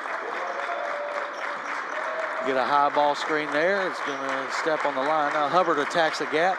Goes to Brillhart. Now to Blair. He won't shoot much. Smith will. 3-0. The sophomore strokes it. No, I think they said that was a 2. Foot on the line. All right, so. we'll take it. Looked to me like it was behind it. First quarter 3 balls are going to be brought to you by Bowen Door Service. Robertson has it. He'll get the double team. Kick to Hodge. Pump fakes a 3. Skips it all the way across to Wendell. He'll attack Blair. Try to post up him. Tough two, no good. He said he got him with the body, didn't get the call. As Coach Wendell, or as Caden Wendell turned around to Justin, tried to get the call. Bearden into the front court and the high low post. Now Brillhart, the lefty, spins, finds Nordine on the baseline, kicks it out top. Hubbard, pull up, nope, back to Nordine. He'll catch and fire, way off left and out of bounds off of Scarlett. Yep. Got to help rebound. They're saying it's a 3. I thought it was a 3 too. JP did not like it. Jeremy Parrott did not like that. And I thought we'll have to, I don't know if the replay we got it, but Lucas might be able to look at that. I think his toe was over the college line. yeah, the college line don't matter. No. Blair, no good. Rebound Wendell. It was a 3. All right, so do have confirmation. It was a 3, so 1 point might end up hurting Bearden. Little home cooking. Gusden ain't had much home cooking all year. We'll take it. Wendell uses the ball screen from Cortez. He'll turn the corner, throw it away. That's the reason I wouldn't even have put that line on here when they redid the court. Well, they got that summer league. I don't care, whatever they got. Pro-Am league. If they can come down here. It does confuse players. But if you're used to it, it should be created some type of home court advantage. Brillhart in the corner. William Blount zone this possession, trailing 2-0. Minute in, and there's a dunk. Oh, wide open layup. That was a 2 that time. No question in that one, that's for sure. Cortez gives it to Smith. Smith will step back jumper for him. Short rebound Cortez. Boards it and misses that one. And Brillhart gets a one-handed rebound. Over to Blair. Blair keeps his dribble alive. Deflected by Cortez, now stolen by Cortez. And Cortez will lay it over to Wendell. Wendell, lay it up, lay it in. We're on the board, it's 4-2. Finally able to scratch 3 minutes into the game. You'll take it though.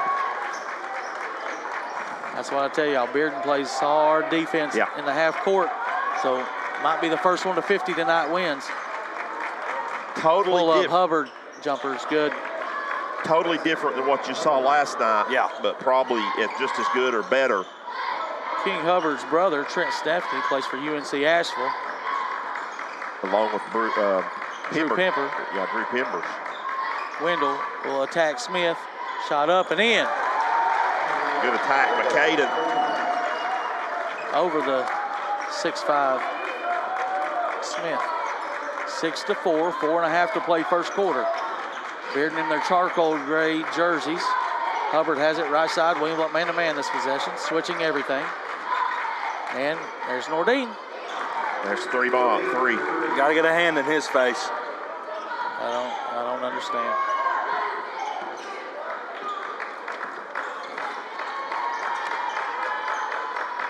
Scarlett will find Cortez out by the WB. Out of Wendell. Wendell's got 2 early buckets. Better start for him than he had the last time against his team. Kick to the corner. T-Scar sets the puppies. Drains the 3 ball. Good 9-7. That's a Bowen door service 3 ball. Good answer by William Blount. A good drive by Cortez. Yep, to set it up. Bearden on a flare screen to Brillhart. Can't let him shoot. He missed it though. Wendell boards it. Got a chance to tie here or take the lead. 3:30 to play, first quarter. Dribble handoff. Grady gets a switch with Blair. Now to Cortez. That's a hand check. Well, no call. They grabbed him off the screen. Grady will attack. Gets in, shot up, in. We're tied. 9 apiece. Tough 2 there by Grady. Yeah, he kind of slipped. Yeah, he did. That's what I thought it messed up the shot, but he able to get it to go in. 9-9, 3:12 to go. Oh, Hubbard thought about a deep one.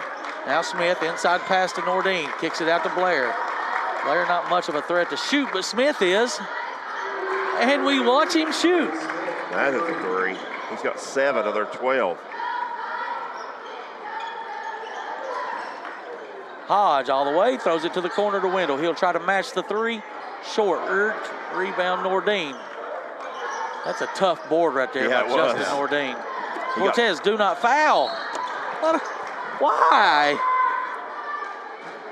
His first, team's first, 2:39 to go in here. First foul of the game, actually. Well, that's a wasted foul. Yeah. And he's coming out.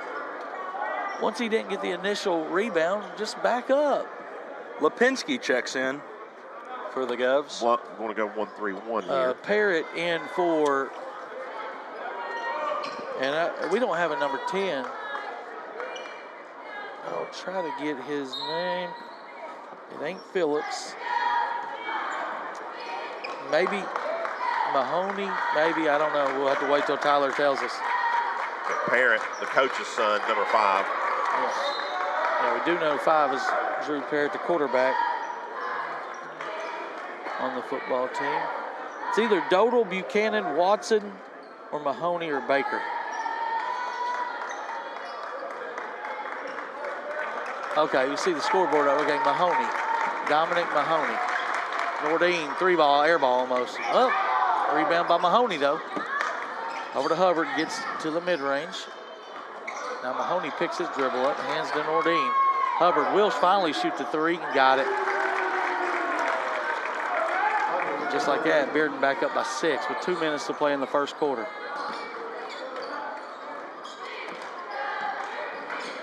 Grady picks his dribble up over to Wendell. Wendell's double team, finds Hodge in the corner. Needs a 3 here. No good. Rebound, Mahoney. Out of Hubbard. Hubbard picks up his dribble, finds Smith. 1-3-1 for William Blount. 2-3. I think it's 1-3-1. 1.5 to play. Bearden being patient this possession. Student section's filled up, Stan. Yeah. I will say this, Robbie, that student section has been elite all year. Smith, screen and roll. It's a layup. 9 first quarter points.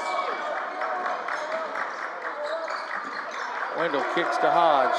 Hodge will attack. Hand stripped by Hubbard. Over to Parrott. Parrott to Hubbard. His layup is no good, but a tip up, that's no good.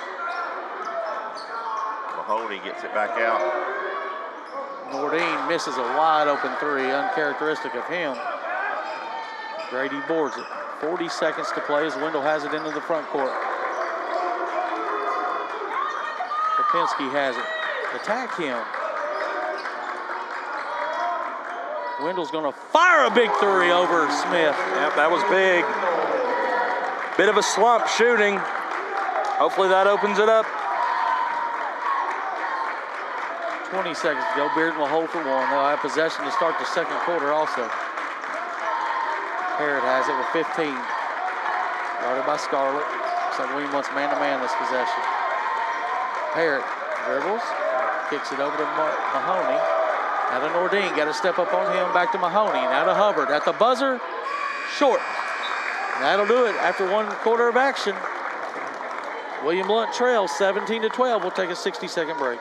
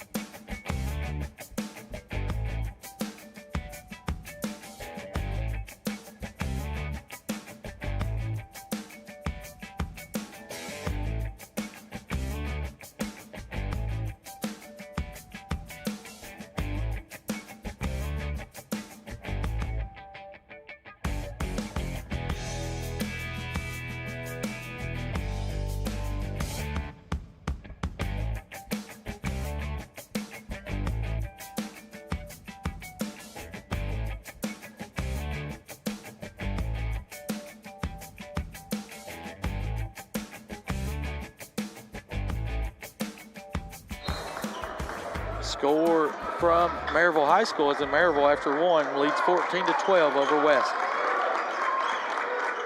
No score yet from Farragut or from Hardin Valley yet. We'll try to get that one. I thought he was going to put that one up, guys. Zone for William Blount. There's an air ball there by Hubbard. Hubbard's more of a mid-range guy. Here's a hit-ahead pass to Grady. Tried to dunk it. How is that not a There was a foul? lot of contact. He's underneath him. You got to protect the player. I made a point not to say anything about the officiating. But how do you not call that? Oh, that's got to be called. I mean, you're putting players Safety. My goodness. Where is the screen? What type of play were we running? Lipinski slips the screen out to Trevor. Oh. No good. Good look though. Yep. It's a look you want. That one would have cut the lead to 2. Grady pokes it away. There's a deep 3 by Nordine. Hand down, man down. I know that's 3 or 4 feet beyond the line, but that's the type of shots he's going to make. Lipinski over to Dabrowski. Dabrowski cut off nicely by Nordine. Gets to the mid-range, and now to Lipinski. To Grady, spacing, need to clear out. Grady will clear it, reset, down by 8, 6.5 to play, second quarter. Wendell. There's a foul. There's a hold on Nordine. I watched Nordine foul 5 times in 2 or 3 possessions at Bearden. In the fourth quarter, I heard the announcer say Nordine picks up his first foul. He's a really aggressive player if you watch him and doesn't get a lot of fouls called. Dabrowski will lob it into Wendell. He'll get penetration. Almost an M1. Wasn't able to get it to go, so he'll have 2 from the line. Blair is going to pick up the foul. I don't have a score yet over from Farragut, Robbie, or from Heritage Valley, but Dom Van Acker hit 1,000 points in that game. Junior, just a junior. Yeah, just a junior. So hopefully we'll get something earlier on that. Both tosses are good by Caden.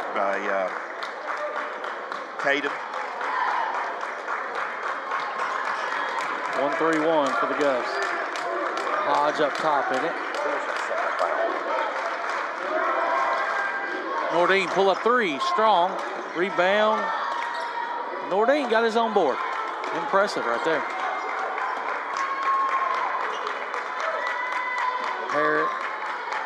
Parrott will make some open shots. Nordine's going to catch and fire again. Short. Oh, second chance opportunity again. Hubbard more closer to his spot. Rebound by Wendell.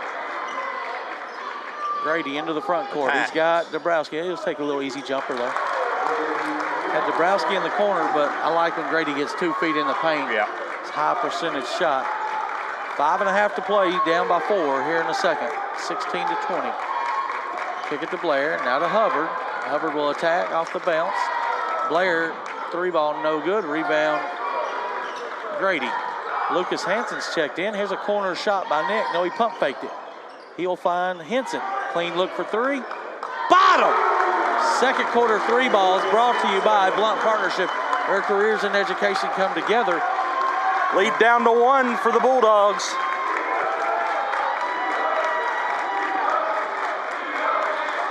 Skip it across to Parrott.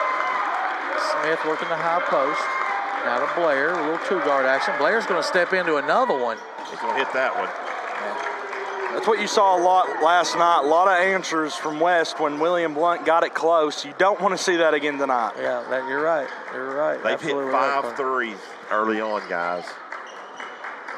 So, and one of them, they've actually hit 6. Yeah. Pull up by Grady, good. Cuts the lead back to 2. Now you need to stop on this end.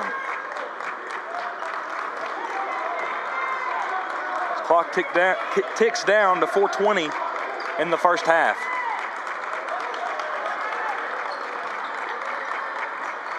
Blair, another one? Nope. Back to Nordine, back to Blair. Now he'll shoot this one. Nordine's going to board it and get fouled by Dabrowski. He hit hard, too. He got hammered. Foul is on Dabrowski. His first, team's first. 2 shots coming, though, for Nordine.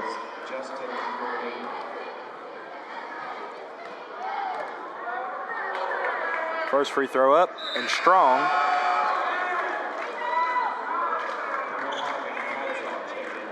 In checks number 3, Brillhart.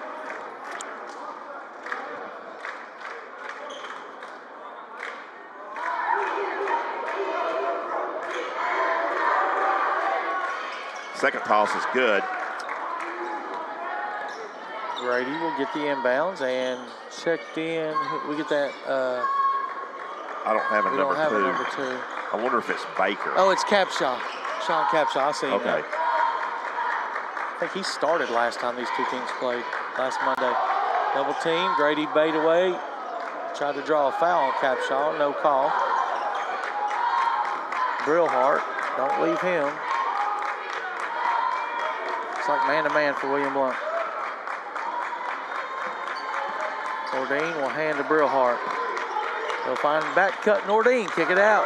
Capshaw 3. No good. And Blair gets the board. Over to a shooter. Knocks another one down. 6 called threes now. Yep. And Nordine has 3 of them. Nordine had 25 the last time these two teams played. On track for that again. Extended out. Grady has it. It'll work against Capshaw. Good D by Capshaw. Grady Can't get it to go, but he drew the foul. And he has a size advantage. I like the way Grady did that because that will be Capshaw's first. Third whistled against the Dogs here in the second quarter. So 2 shots coming for Grady Robertson, who has 6 points on the night.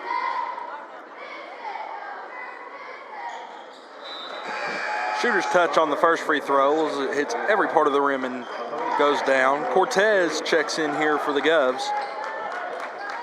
as does Scarlett, Dabrowski, and Henson out. 2 for 2 from the line is Grady. 4-point lead for the Bulldogs. As Nordine will walk it across the line, and the 1-3-1 looks like a 1-3-1 for William Blount. Switching up the defenses about every possession. I think that's probably good if you can play them all. Just keep them off balance.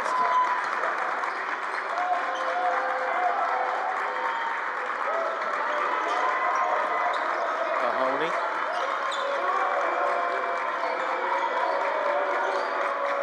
Out of Capshaw. Back to Mahoney. Mahoney will attack a gap. He'll pick his dribble up. He's in trouble. He finds Capshaw. Back to Mahoney. He'll step into a 3. He'll miss. That was nowhere near. No. I would invite him to shoot. Scarlett's got a clean look. No good. Rebound. Grady. Saved by Nick. What a save by Hodge. Grady attacks. Pull up. Elbow jumper. Good. 27-25. Grady's starting to cook here in the second quarter. Yep, and you like him from that area, guys. Yes. If he can get to that spot, you want him to shoot it all night. Nordine, a little high screen and roll. Smith. I think Cortez wants Smith to shoot. I think he was thinking about it. Now, Mahoney, hits one. after Yeah. that last brick, we're like, just let him shoot. No, he comes right back, puts that in our grill. You know what was funny is Smith was telling him to. Right. Here's a Wendell. Shot no good. Contested really good there. Bearden with it in the front court. 1:05 to play before halftime. Nordine finds Mahoney. Over to Brillhart. Brillhart will go to Nordine.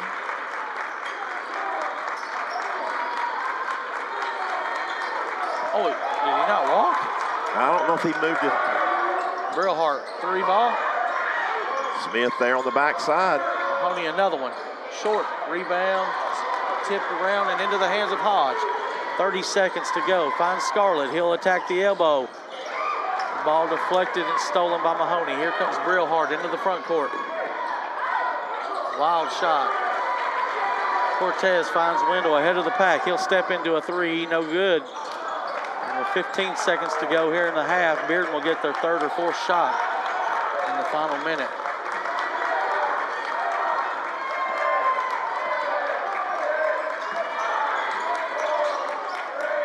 Cap shot at the buzzer. No good. Rebound, Grady. That will be your score at the half. Bearden 30, William Blount 25. Good contested game, and Bearden shot really well in the first half. So William Blount's gonna have to dig it out of another halftime deficit. We'll take a 2-minute break, come back with halftime entertainment on the screen, and then we'll have Stats with Stan and some area update. Welcome onto the floor, William.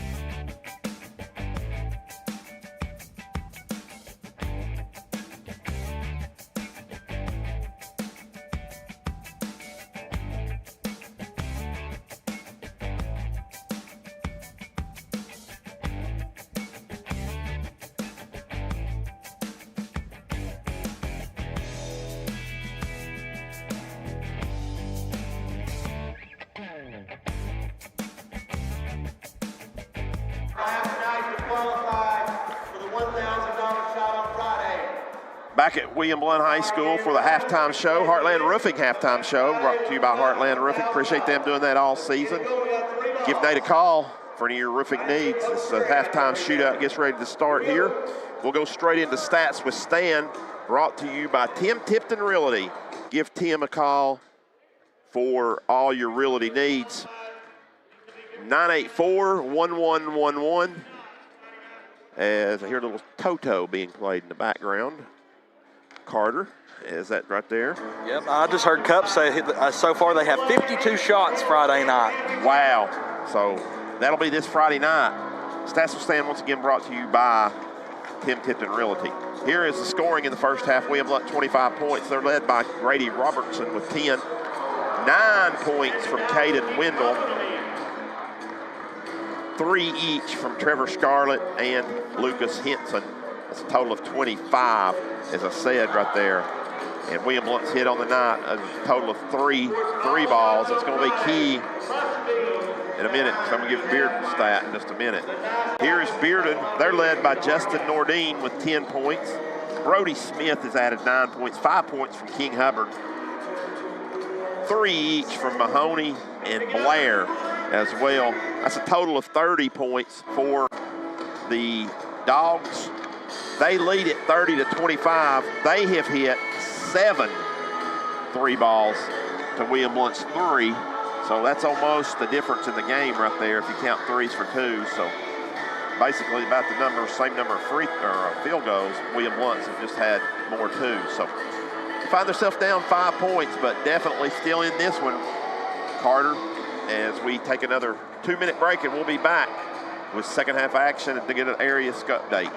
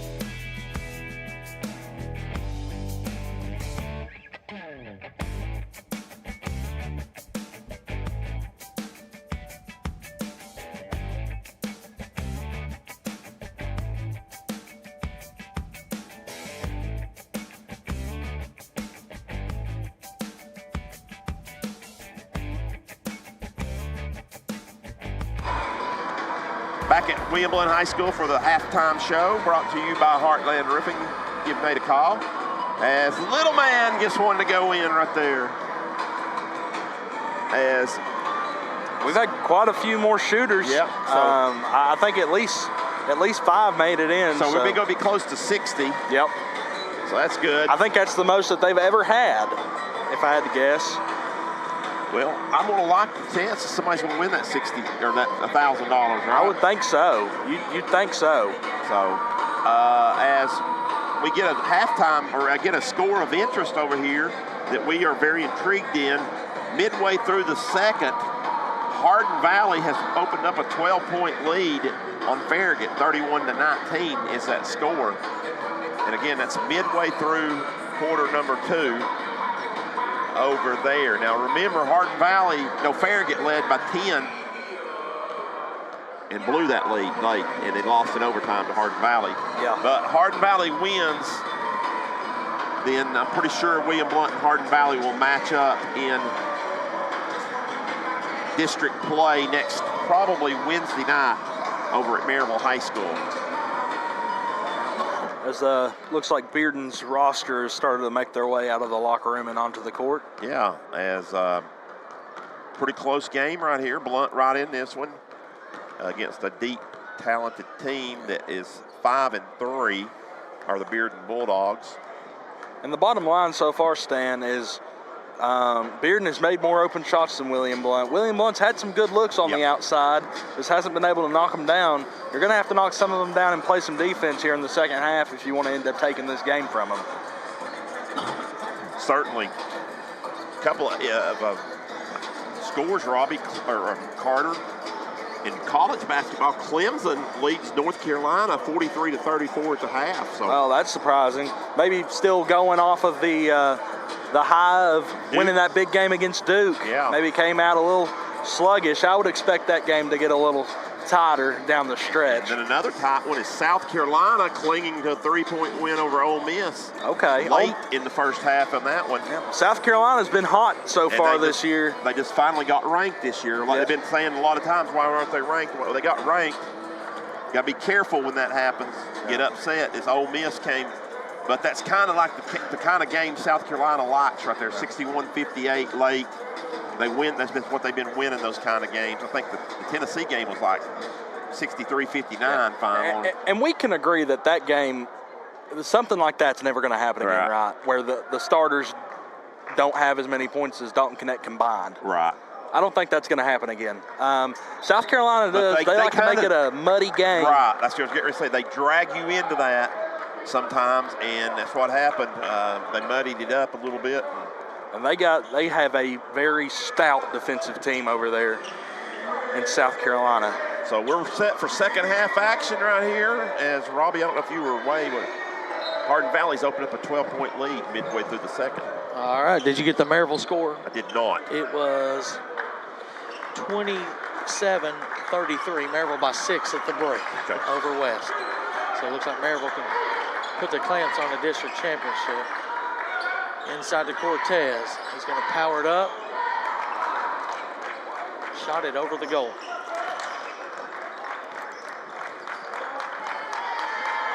So not the start offensively you were hoping for. Got to come back on defense and make a stop here. High ball screen and a pick and pop there for Brillhart into Hubbard. He traveled. Yep. They got him.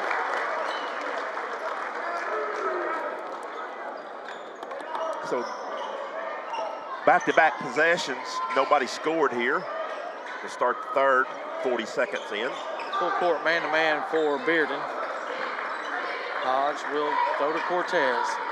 Guarded by Smith, now up top. They'll switch that with Blair and Hubbard. Now Scarlett squares the court over to Hodge. Ball screen. Hodge will work against Hubbard, put it on his hip. Could have been a double dribble. Yeah, I thought so. Inside to Wendell. Wendell Smith is there to help. He throws it off the backboard. So back-to-back missed layups for William Blount. Yeah, I think Wendell expecting a little more contact than he got there. Smith just turned and was being a big body.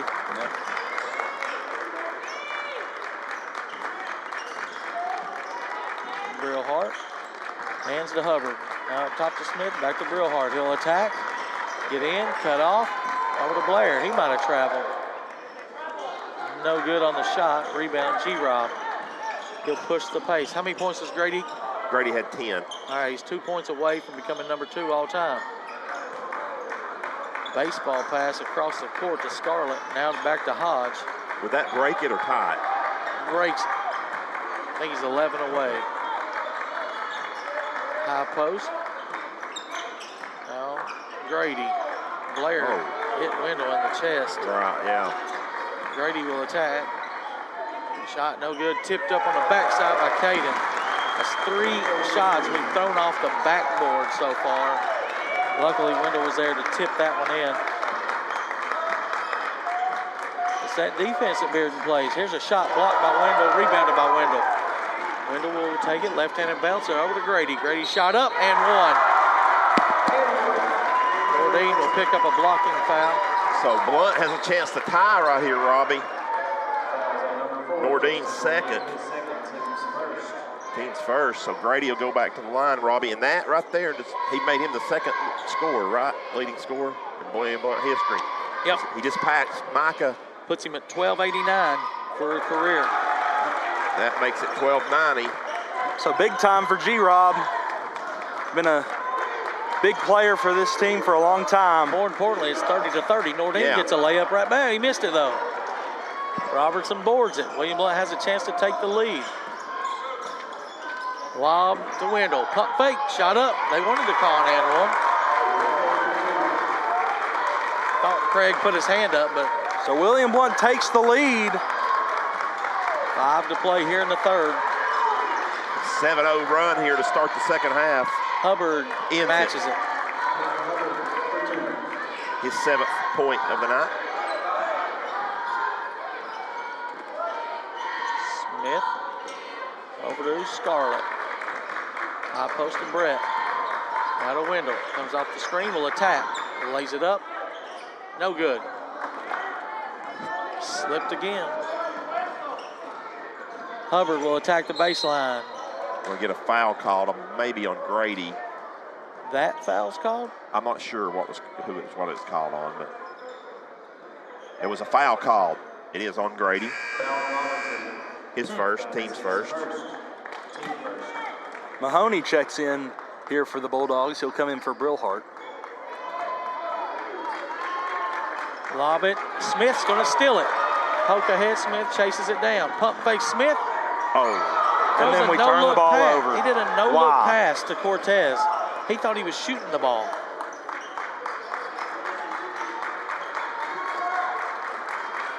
Here's a 3-ball. Good. Go get the lead back. It's Hubbard, so he's getting healthy. He's got 10 points.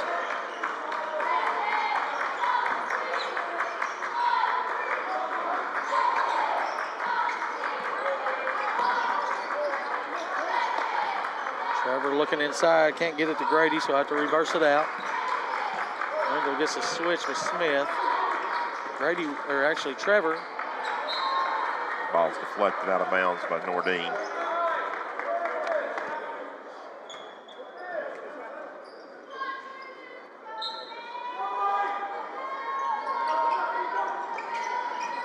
Scarlett gets in, kicks it out to Cortez. Extra pass to Grady. He'll attack the baseline. Pushing foul on Blair. Blair, yeah. No choice to call that because he's going to step out of bounds. He did step out of bounds. Got 3 on Blair. That's 2 on Blair. 2. Parrott's going to come in.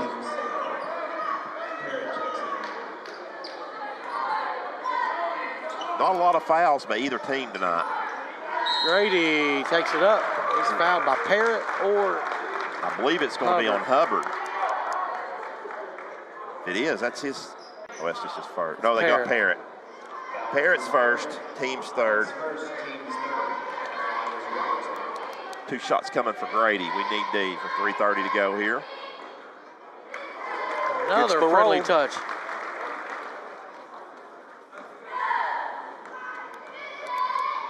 Four, 14 points for Grady. Long. Misses the second one. Rebound Wendell. He's fouled. Draws a foul. Yeah. So that'll send Wendell to the line now. Mahoney draws the foul. Foul on Mahoney. His first, team's fourth. So we quickly into the bonus. Yeah, with 3:27 to go. Wendell knocks the first one down. Has a chance. Caden has 14 as well. Has a chance to tie it up. And he does. 35 all. Under 3.5 remaining here in the third period.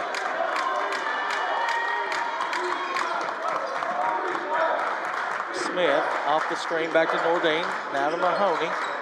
Hubbard. Oh, I thought he was going to shoot that. He walked. Shuffled his feet.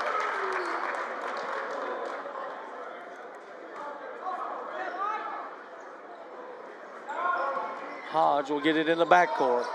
Back to Cortez. He'll bring it into the front court. Bring your man over.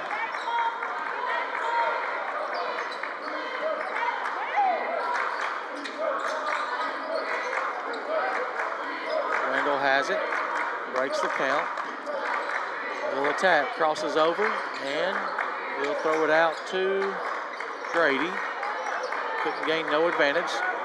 No harm done. William Blount being really patient on this possession. Yeah, let's get a good look here. Yep. Don't want to force anything. Caden, that's He'll a clean take that.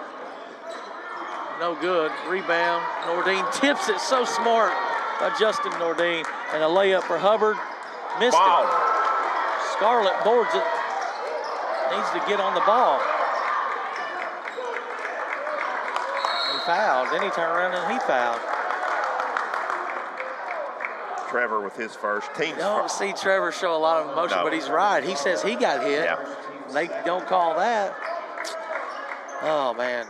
second team foul. That was a tough rebound he got in there, too. He kind of lost control of it. It was behind his back or hip there, and that's what was able for them to poke it out. So still tied, 35-35. William Blount zone here.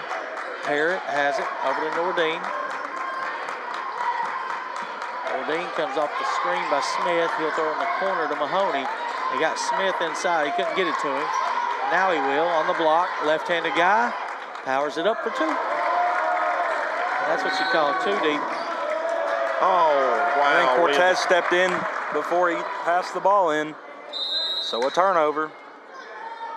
Henson checking in. He'll check in for Cortez.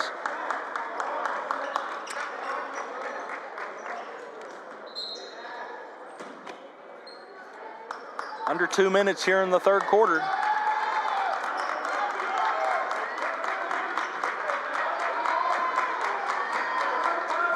Nordine will use the screen, throw it in the corner to Mahoney. Now they're going to try to get it to Smith inside. Smith shot up and in. Wow. Too deep. And too strong inside. And he went to his offhand too. That was a nice play by Brody Smith. Hodge gets in deep, can't find a shot, so he'll reverse it out to Scarlett. Hand check on Hubbard, and Grady will have 2 free throws. His first, and as Robbie said, 2 free throws coming because that's number 5 on the Dogs here in the third quarter, excuse me. Dabrowski's going to check in for Hodge. What are they? They got 2 shots, guys. Let's go. Yeah, they let Dabrowski in the game. They didn't realize it was. No, Moore doesn't realize it was 2 shots.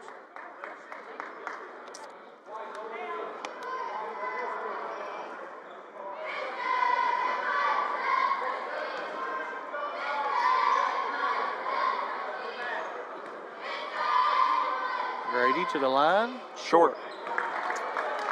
Barely drew iron that time. He's missed his last 2 after hitting the first 4. And Got that one. That one got that. Look better. 3-point lead for the Bulldogs. 1:15 to play as they get into the front court. 1-3-1 for William Blount. Hand checking with Scarlett, but they didn't call it. Corner 3 by Mahoney. In and out. Rebound Dabrowski. Over to Grady. Hands to Wendell. Wendell back to Grady. Grady Clear out, wants a clear out. If Lucas can get to the opposite corner, he can pass it to him. Instead, Grady's going to pull up. That's his shot right there. And cut this lead to 1. 38-39, 40 ticks left here in the third. 7 points right here in the third period for Grady. Give him 17 on the night. Nordine over to Hubbard. That's a kick ball. Kicked by Trevor.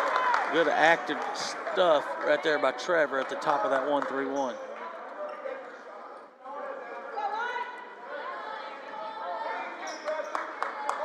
.30 seconds left here in the third. Nordine gets it. Left-hand dribble up against the zone. Over to Mahoney. Mahoney into Smith. Stolen by Henson into the hands of Wendell. Wendell comes into the front court. Penetrates. Shot blocked. Rebound. Mahoney. It's a good block by Mahoney. Yeah, really good block. Hubbard gets it in. Oh, man, Good he's foul, fouled. good foul, good foul. Grady might be. Might be hurt. Oh, he hit. I hope he didn't hit his elbow. He's holding his groin. It's going to be on Grady. Nate Smith earned these free throws. 5.3 left here in the third. Solid free throw shooter. Solid shot, really, for the sophomore.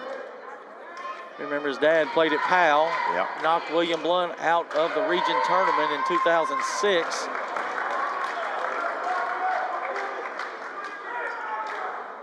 I think that Powell team ended up going to state. Can't really remember. For him and Trey Hargis. One more shot for Brody. Makes 1 out of 2, and they lead by 2. 5 seconds to go. Wendell gets it. 4, 3, 2. Pull up shot. No good.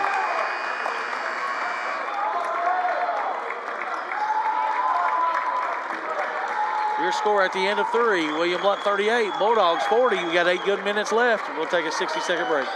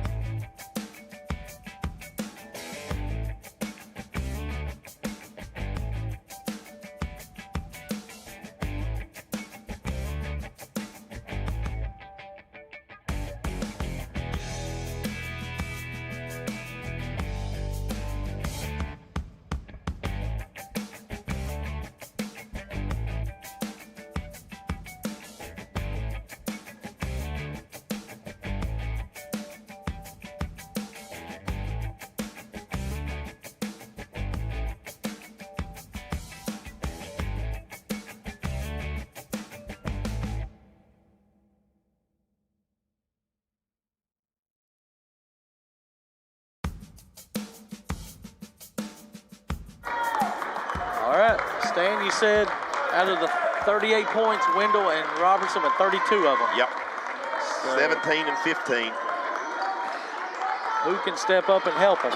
Capshaw's into the game, Blair back into the game, Smith at the high post.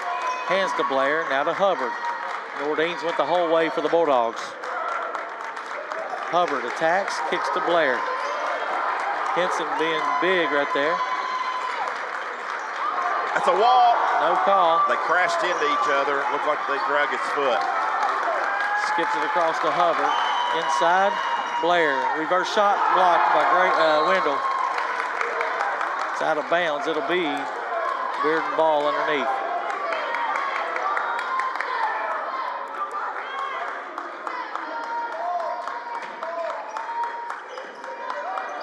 And Nordine finds Smith.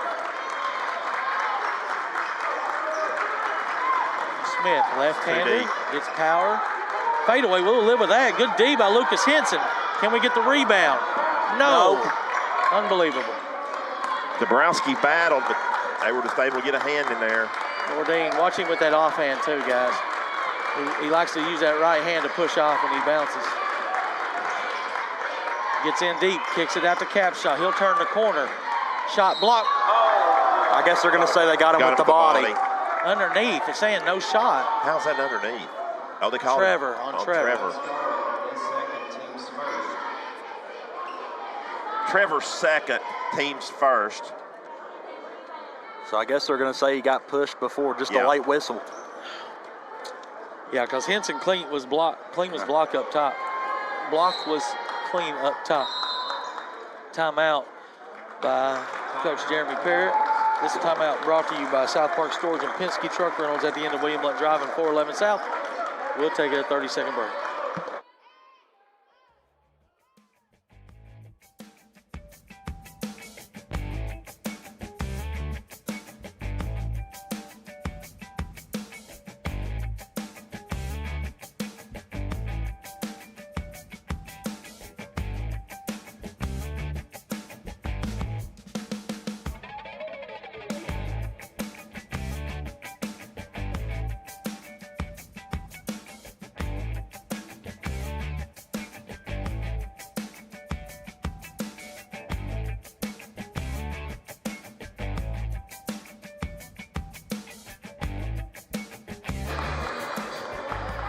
Things have changed over at Maryville as West has taken a fourth quarter lead, 42-41.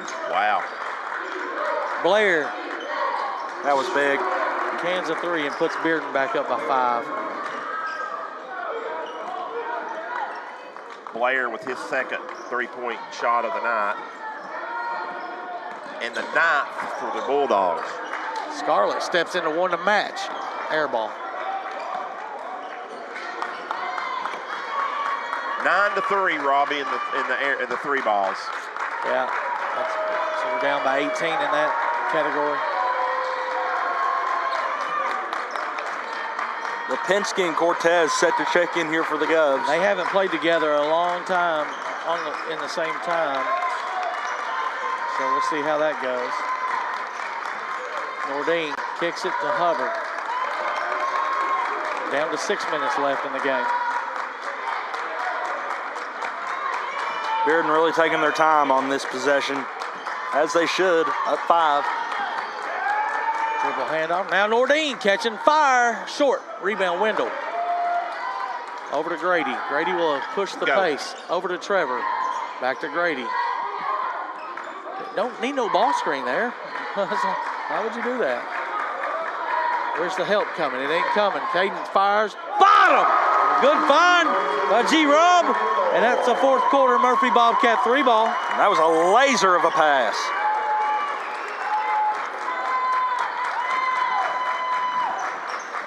Blair tried to walk into a shot. I thought he might have walked. Now he's at the high post. Easy jumper. Good. Too easy.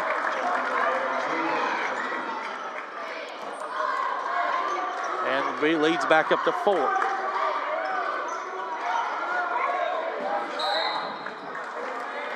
Substitutions in will be Lipinski and Cortez. Henson out, Dabrowski out. Hodge in for Whoa. We got 6 players. Nick didn't tell anybody who was coming. Somebody's coming out. Scarlett's coming out.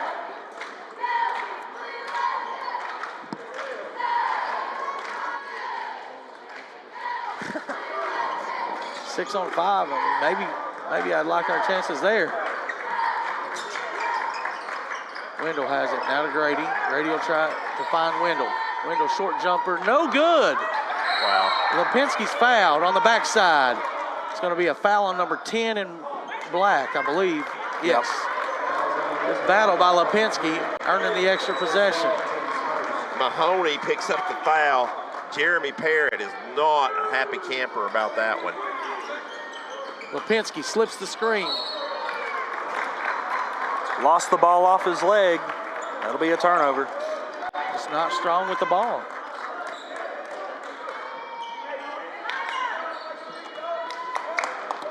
That was not the, that was a strong reach, I guess, to knock it out. Got to be stronger. Hubbard has it. 4-point lead for the Bulldogs and the ball.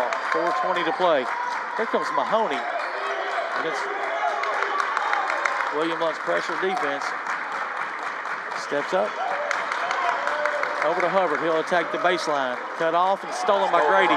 Good job by Brett to come over and help cut him off. Baseball pass ahead to actually football pass, I guess you should say, for Brett. Yeah. Up to Hodge, and he catches it in traffic. Left side to Cortez, crossing over.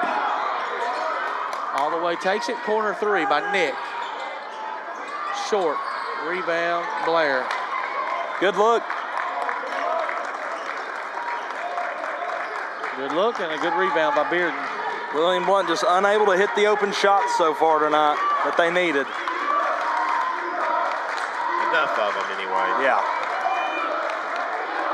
Nordine, look at how he keeps that left hand extended. Offensive foul every time. Yeah. I've not seen it called on him this year either. Here's a Hubbard layup, bricked it, but he stole it. Now he's going to say he's out of bounds. Yeah, he didn't establish back in, I guess. William Blount needs a bucket.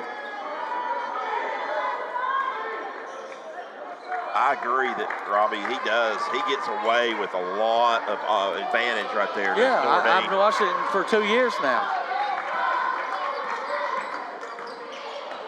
I mean, you may see it called once or twice, maybe during the game. I mean, I haven't seen it called all night, but if it's just called twice during the game. That was hard. Blair just hand checked or body checked Wendell as he cut through. So that'll be Blair's third. Only the team's second. Been a cleanly played fourth quarter.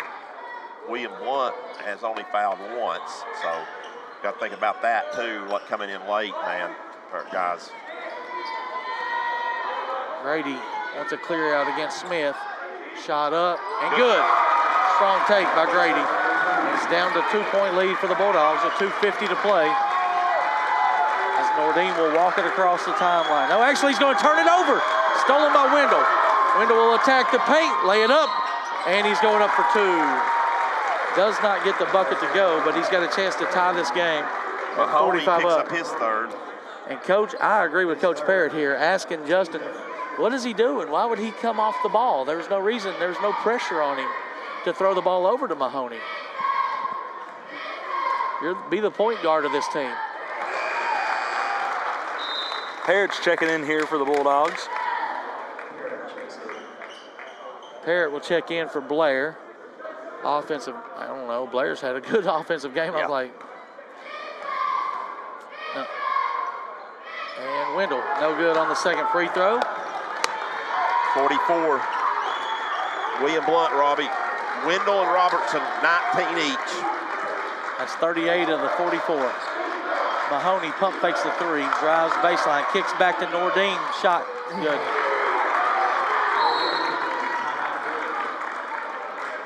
And it's a 4-point lead again for the Bulldogs, 48-44, and a timeout quickly called by Parrott.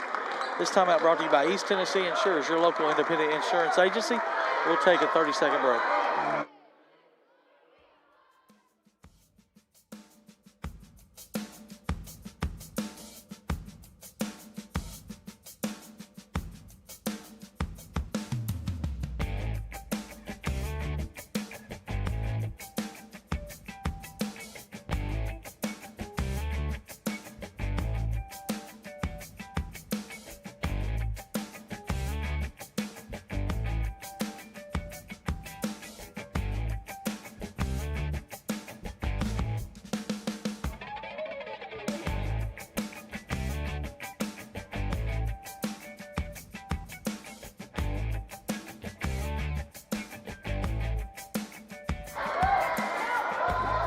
.220 remaining.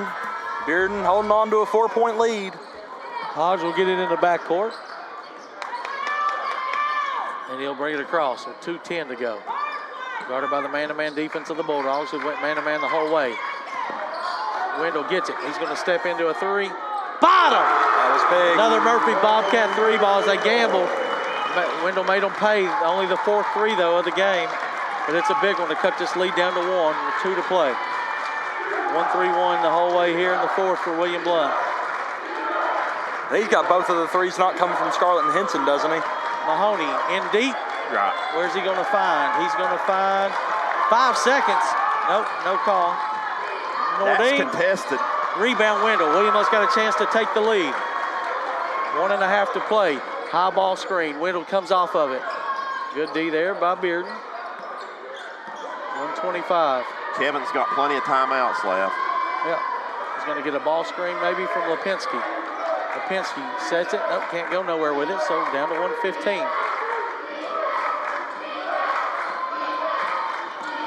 Hodge. They're going to call Cortez with an offensive foul. Oh, my word.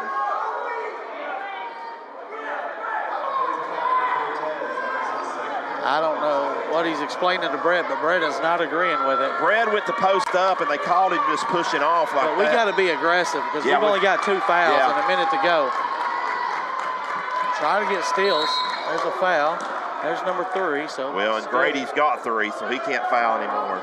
Or I guess he had 1 more, but they don't need to foul. I like the way Nick plays on the ball defense. I'd like to get Nick out there on Nordine. See that push off? Yeah, he pushed that time, big time. You don't want it. Deny Nordine the ball. Yeah. Don't let Nordine get it back. like they tried to. Bearden will attack over to Hubbard. We got to be aggressive, guys. We got to get the ball. With 44 seconds left. Hubbard lost it. Stolen by Hodge. And a foul. That's number 4. Only that's their one to give. So William Blount will be side out possession. Down by 1 with 35.9 to go. Timeout, Coach Wendell. This timeout's going to be brought to you by Blevins Realty Group, making buyers and sellers happy. We'll take a 30-second break.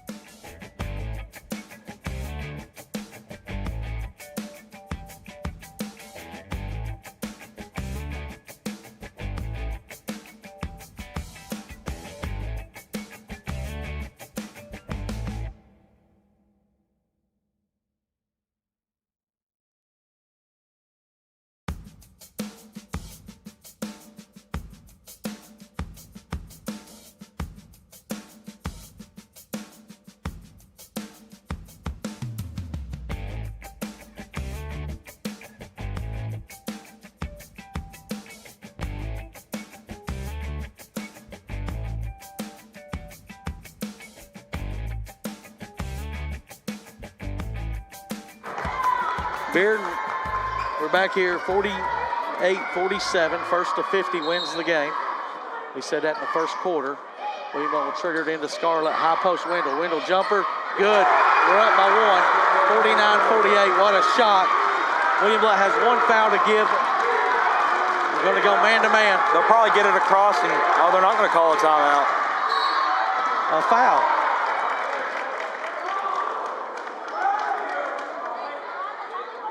That was the one to give. They weren't, was no, he shooting? It was in the act. Yeah, in the act. Nick found him in the act. Well, he found him way out here, but. Cameraman underneath the goal has to move, they said. Nordine went 1 for 2 earlier, so he might miss one. Crowd on their feet. Short, but gets the friendly roll. Timeout, William Blount. This timeout going to be brought to you by Circulation Station. Relieving pain with technology. It's a full timeout, so we'll take a 30-second break.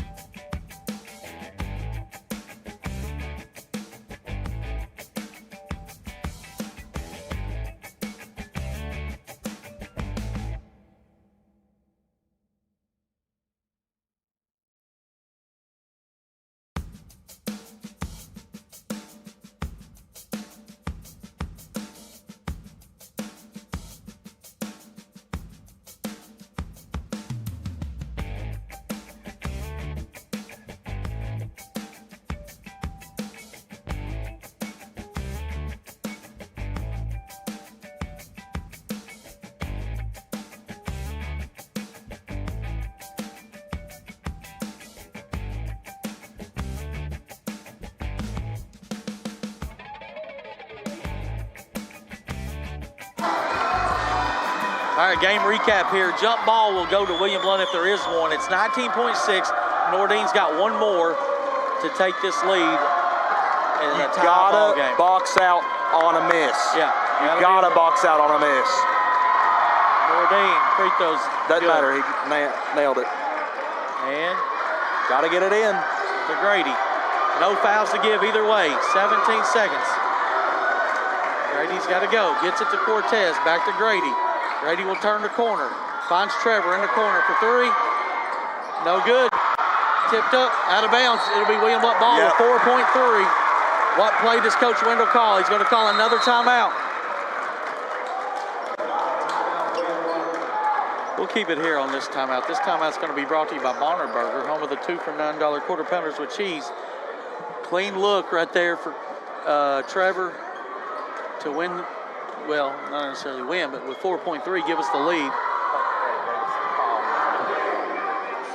And it'll be out of bounds as it was off of Smith. 4.3 to go. Robbie, score from Hardin Valley, 56-42. Hardin Valley over Farragut late in the third. 56 was, that's going to be, late in the third. Yeah, it's not over. It's not over. No. But it's still looking like a date with William Blount and Hardin Valley and boys and girls stand at Maryville High School next week. We'd probably like those two matchups. Yeah. Although we did lose to Hardin Valley. And the boys, and then the girls lost twice, but yeah, I like it better in the boys' action. I think it would be hard to beat Farragut, Robbie, a third time since both games have went overtime. William Blount still has 2 timeouts left. Bearden has 3. So. And remember, any foul is send somebody to the line, a defensive foul. It'll be Scarlett going to throw it in. Scarlett will trigger it to. Call timeout again. Oh, he called a timeout. He called timeout. He called timeout.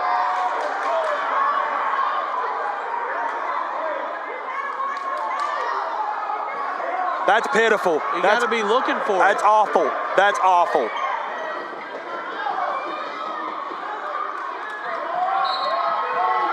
You can be looking for it too.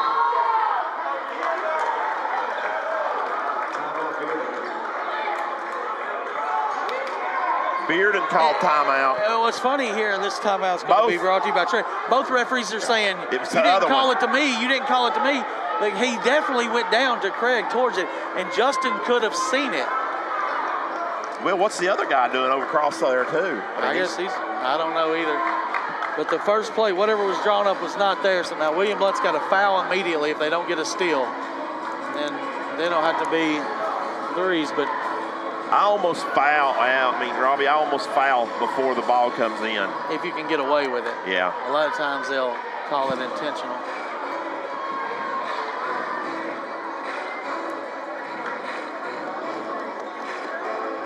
It was definitely 5 seconds. Yeah. It's- Oh, yeah, there was no doubt call. about it. It's No just doubt. bad that But neither why referee But saw why it. didn't we call it at 4? We Yeah, should no, have it should have been called earlier. earlier.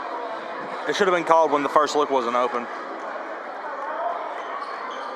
Well, and two, the players should have been told that, whoever's inbounds in it. If you Right. can't see it, then call timeout. And we don't know that they weren't, so we'll see. And they'll get it. They'll get it to Nordine with 3.7 seconds, their best free throw shooter. And they'll have 2 to give them a 3-point lead here. And William Blount will have to make a desperation shot. We do have 2 left. timeouts left, so we can call timeout if we want to advance it. Call timeout or Nordine cans the money. first. He's just money, isn't he? He did miss one against West Yep. Saturday night. He's got 16 points.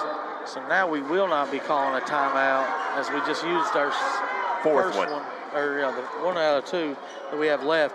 So we probably won't be calling one on an advancement, but maybe.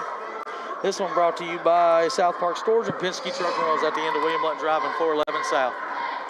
30-second break.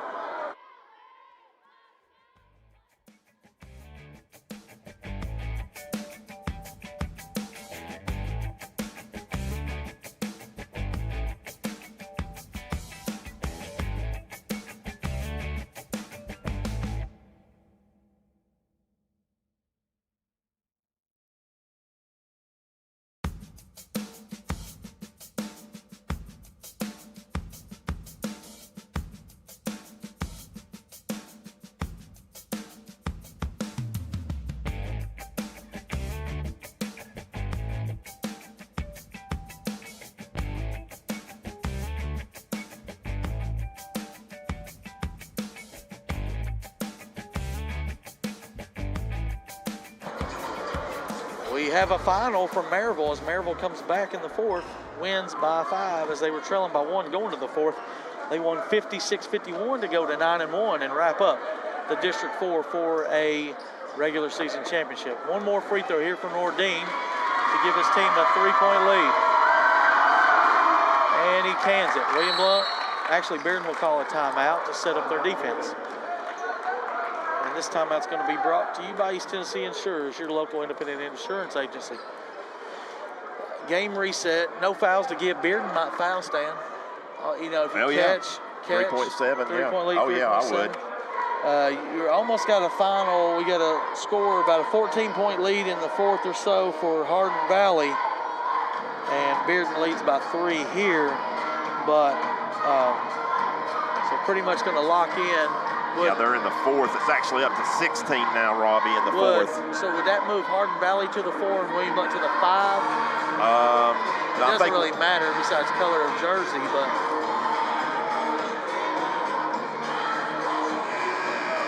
So you give Hardin Valley a win and William Blount a loss. No, it'll be both have 3 and they beat each other. They both beat Farragut twice and they split. So William Blount has a higher number than Hardin Valley's got 6, I believe, doesn't he? Yeah. So I think William Blount the 4, so I think it did. But all that you said, Robbie, it's going to clinch.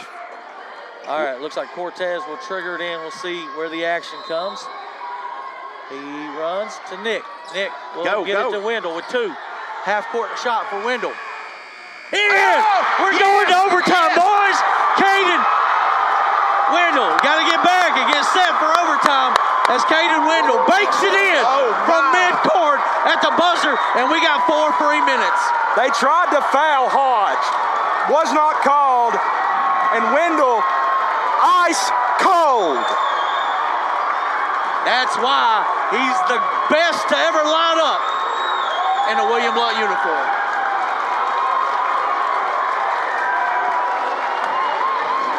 Let's play some extra basketball, fellas.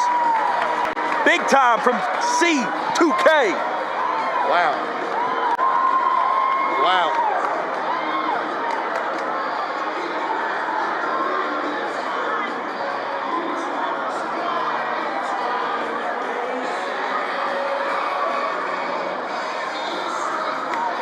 And it looks like the coaches over here for Bearden are arguing the foul here on Hodge. And I'm not going to disagree with that. No, he was 110% fouled. Was not called, though. So Wendell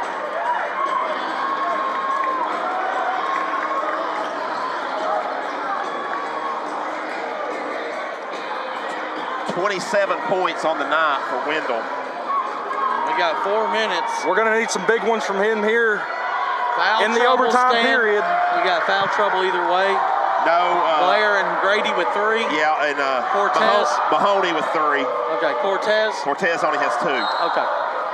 And anywhere movers tip off is taken by William Blount's Nick Hodge. Give Alvin Jeanette a call, 865-235-4108, 5252.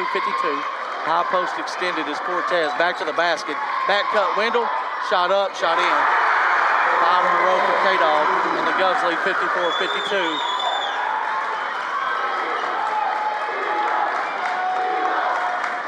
Mahoney has it.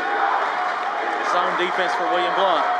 Blair's hit a bunch of threes tonight. Bearden's hit 10. William Blount, I think he's hit 5 or 6 now. Mahoney finds Blair. He'll attack the baseline. Cut off nicely by Trevor. Back to Mahoney. We played 40 seconds. William Blount leads by 2 here in overtime. Nordine working against Hodge. Left hand extended. No call once again. Steps call. A walk on Hubbard.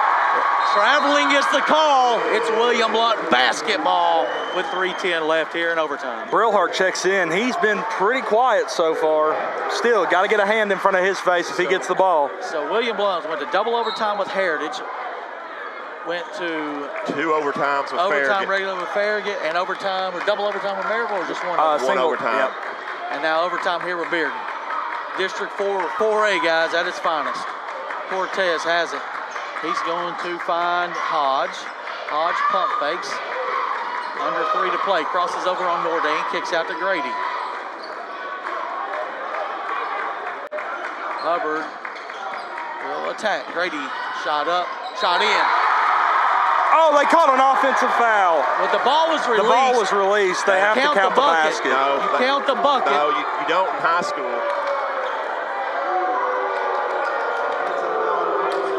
You don't. That took that rule out. That's an airborne shooter. He's an airborne shooter. Okay. You can't. You're right, Stan.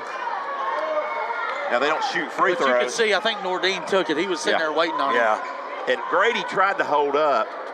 But all his momentum was. But that's number 4 on Grady, too, guys. Oh, that's important.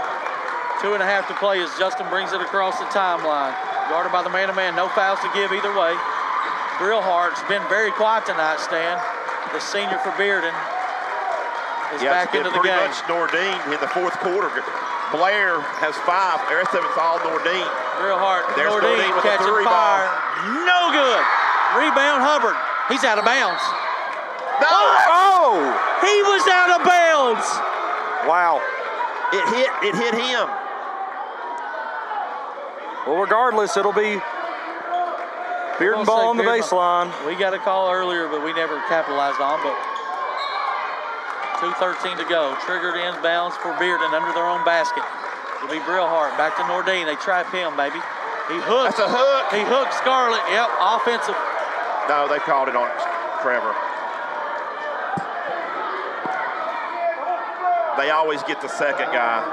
Y'all couldn't see that probably on your camera angle, but He hooked him first. He hooked Trevor, and now he's got 2 free throws. Trevor then did foul him after the hook, trying to get around it. Big free throw there. Why does Jimmy put 2 points up? Not sure. Maybe he feels like Nordine's automatic. Wow, I guess so. And he is. They've hit 6 straight, or he has 6 straight. Their last 6 points of the game. Wendell catching fire. In and out. Rebound Hubbard. That's a good look. Just Yeah, I rimmed like out. the look. Just didn't go in. Bearden now with a chance to take the lead.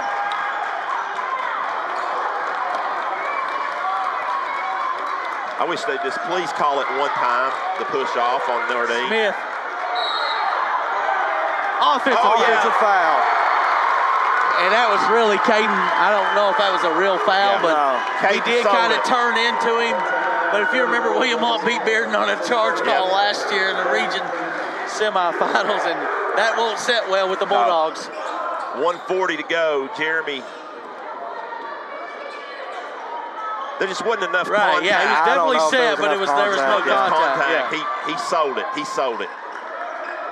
And Cortez will bring it across the timeline. 1:30 to go. Finds Scarlett over here in the wing extended. He will pick his dribble up. Clear out right there. Clear everything out. No. Oh, we got lucky. Yeah, that was luck. Pass too far. I like the call. Yeah. Or what they're doing. We just got to do a better job of executing it. Yeah. Not a good pass. No. Cortez stolen. It's Bearden ball into the front court. 1:15 to go. Dabrowski set to check in. They're going to get Cortez on a hold. His third, and that's going to send Brody Smith to the line.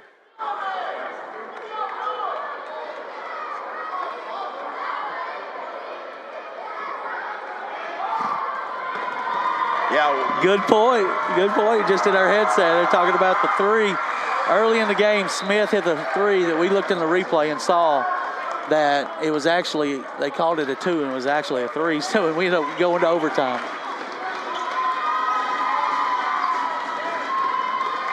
I did say, what if it came down to 1 point later? But I forgot about it.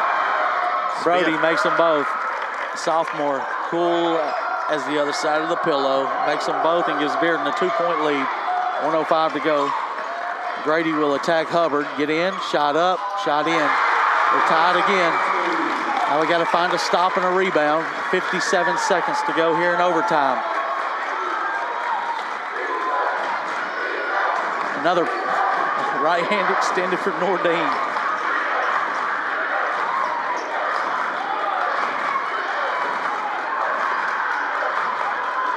40 seconds as they're working it around this zone. They're going to try and chew as much clock as they can while finding a good shot. Yeah, I don't blame them. Nope.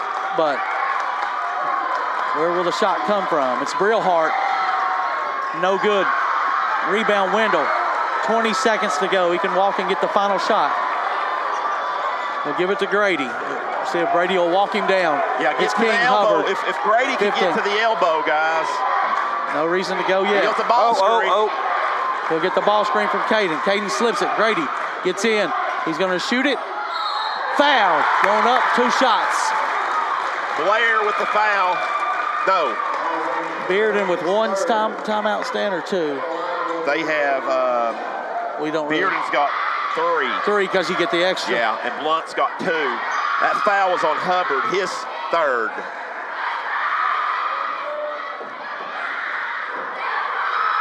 G-Rob cans the first, gives William Blount a lead, 57-56. They're going to bring in defense. Lipinski and Cortez coming in. For Nick, and so this Can't is our foul. best defensive lineup we have. We can't foul, though. No fouls. We'll see if Harrod calls timeout. Grady makes them both. He's going to call a timeout. Timeout Bearden. This timeout brought to you by Circulation Station. Relieving pain with technology. Get 3 free treatments when you mention you listen to the Voice of Champions, AM 1470. We'll keep it here as I'm losing my voice. So If there is a jump ball, it'll go to Bearden. No fouls to give either way. 4.2 on the clock. They can run the baseline. Well, you know what they're going to do. And they have 2 timeouts left if they can't get it in. They're going to try to get Nordine, I think, and just take him, go to the hole, draw the foul. Or kick back for a 3, try to win it on the road. No, not a bad idea. We watched the overtime game against Maryville. Maryville got it to their guard, cleared out, and he took it coast to coast. But there was about 6 seconds. There was a little more time in that game. I think 6.8 actually, so we're about 2.6 left.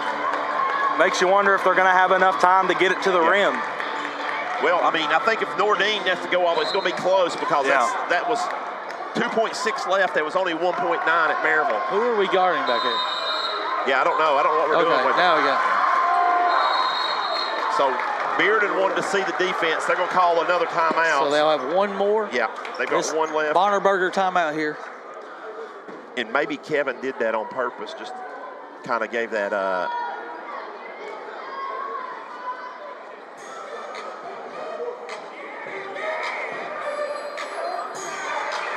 So, guys, regardless, it's been a great game here, a district. And this, you know what? Coming down to our last district game, it's kind of been what this district is about, guys. Yeah. It is this close. Every game is a battle. We started in an overtime game against back on December 15th against Farragut. We're going to end it in an overtime game. In an overtime game against Bearden. And I'd be willing to bet some point in the district tournament there's going to be at least an overtime game. I would say a couple. The toughest district from 1 to 6. possibly in the state of Tennessee. Yeah. 1 to 6 in the state. These teams. Hey, you know, there's a couple out there in Williamson County and outside, just outside Nashville. There's some tough 1 to 6 districts out there too, but I don't think like this one. Nordine can run the baseline. He'll trigger it in. Brillhart there, Smith in the middle, timeout William Blount. A little chess match going on with these 2 coaches. This timeout's going to be brought to you by Trinity Chiropractor. So, William Blount, both teams have 1 timeout left, Robbie. That's the way I've got it.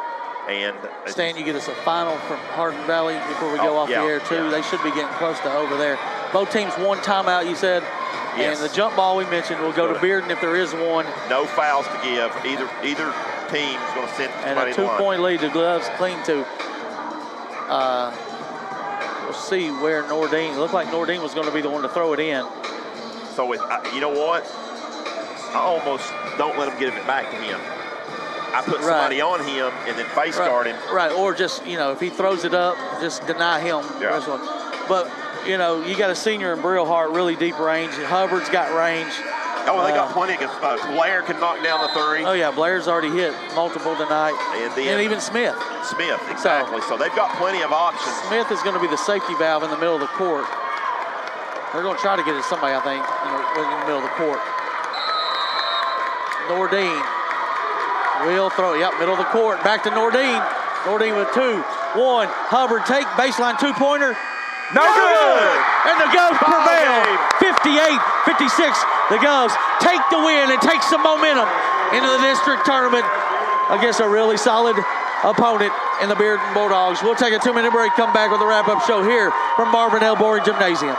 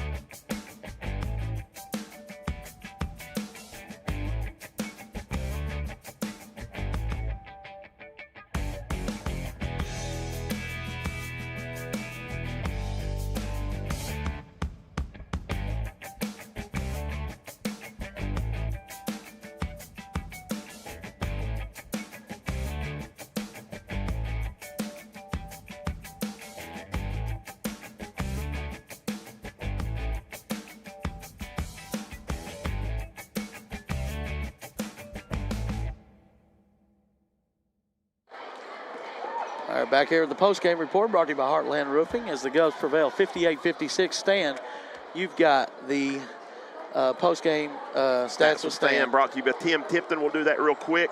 Great basketball game as I'm joined right here by Caden Wendell as Justin Nordine led Bearden with 19 points. Brody Smith added 16.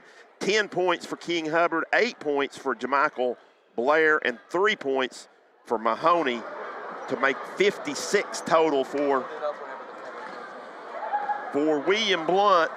3 points for Trevor Scarlett, 3 points for Lucas Henson, and then 52 points between Caden Wendell and Grady Robertson. Grady had 23. Our Murphy Bobcat player of the game, Caden Wendell, had 29 in this overtime effort, and Caden, none bigger than the 3 that sent it to overtime. Yes, sir. Take us through that play. Yeah.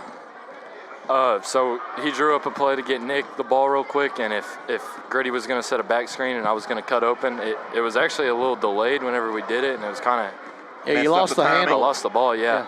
But I knew I had to shoot it instantly, and I just picked it up. And I know it sounds weird, but it honestly felt good. Like, the whole way. He never left the rim. Did bank in, but wow. The bank was open late. So Caden, hold up the Murphy Bobcat shirt there. Hold it high where we can see it on the camera across the way. Show the quote on the back. On the back. And I was going to put 2K on that shirt, Caden. You know, like scribble 2K since member of the 2K club. Now talk about that. And the how hard that's been, you know, all the way these teams double and triple team you, but you've still been able to find a way to put the ball in the goal. Yeah, it's been really hard, a lot of hard work. You know, I couldn't do it without my teammates, though, getting me open, and just a lot of hard work put into it that a lot of people don't see. I see it all the time. Every time I'm over here, every time I walk in here, oh, there's Caden back here in the gym shooting. So, Caden, there's a lot of these games, I said it right here. We started district play with an overtime win over Farragut. We ended it with an overtime. A lot, you know, had Maryville game in there. Of course, Heritage non-district game.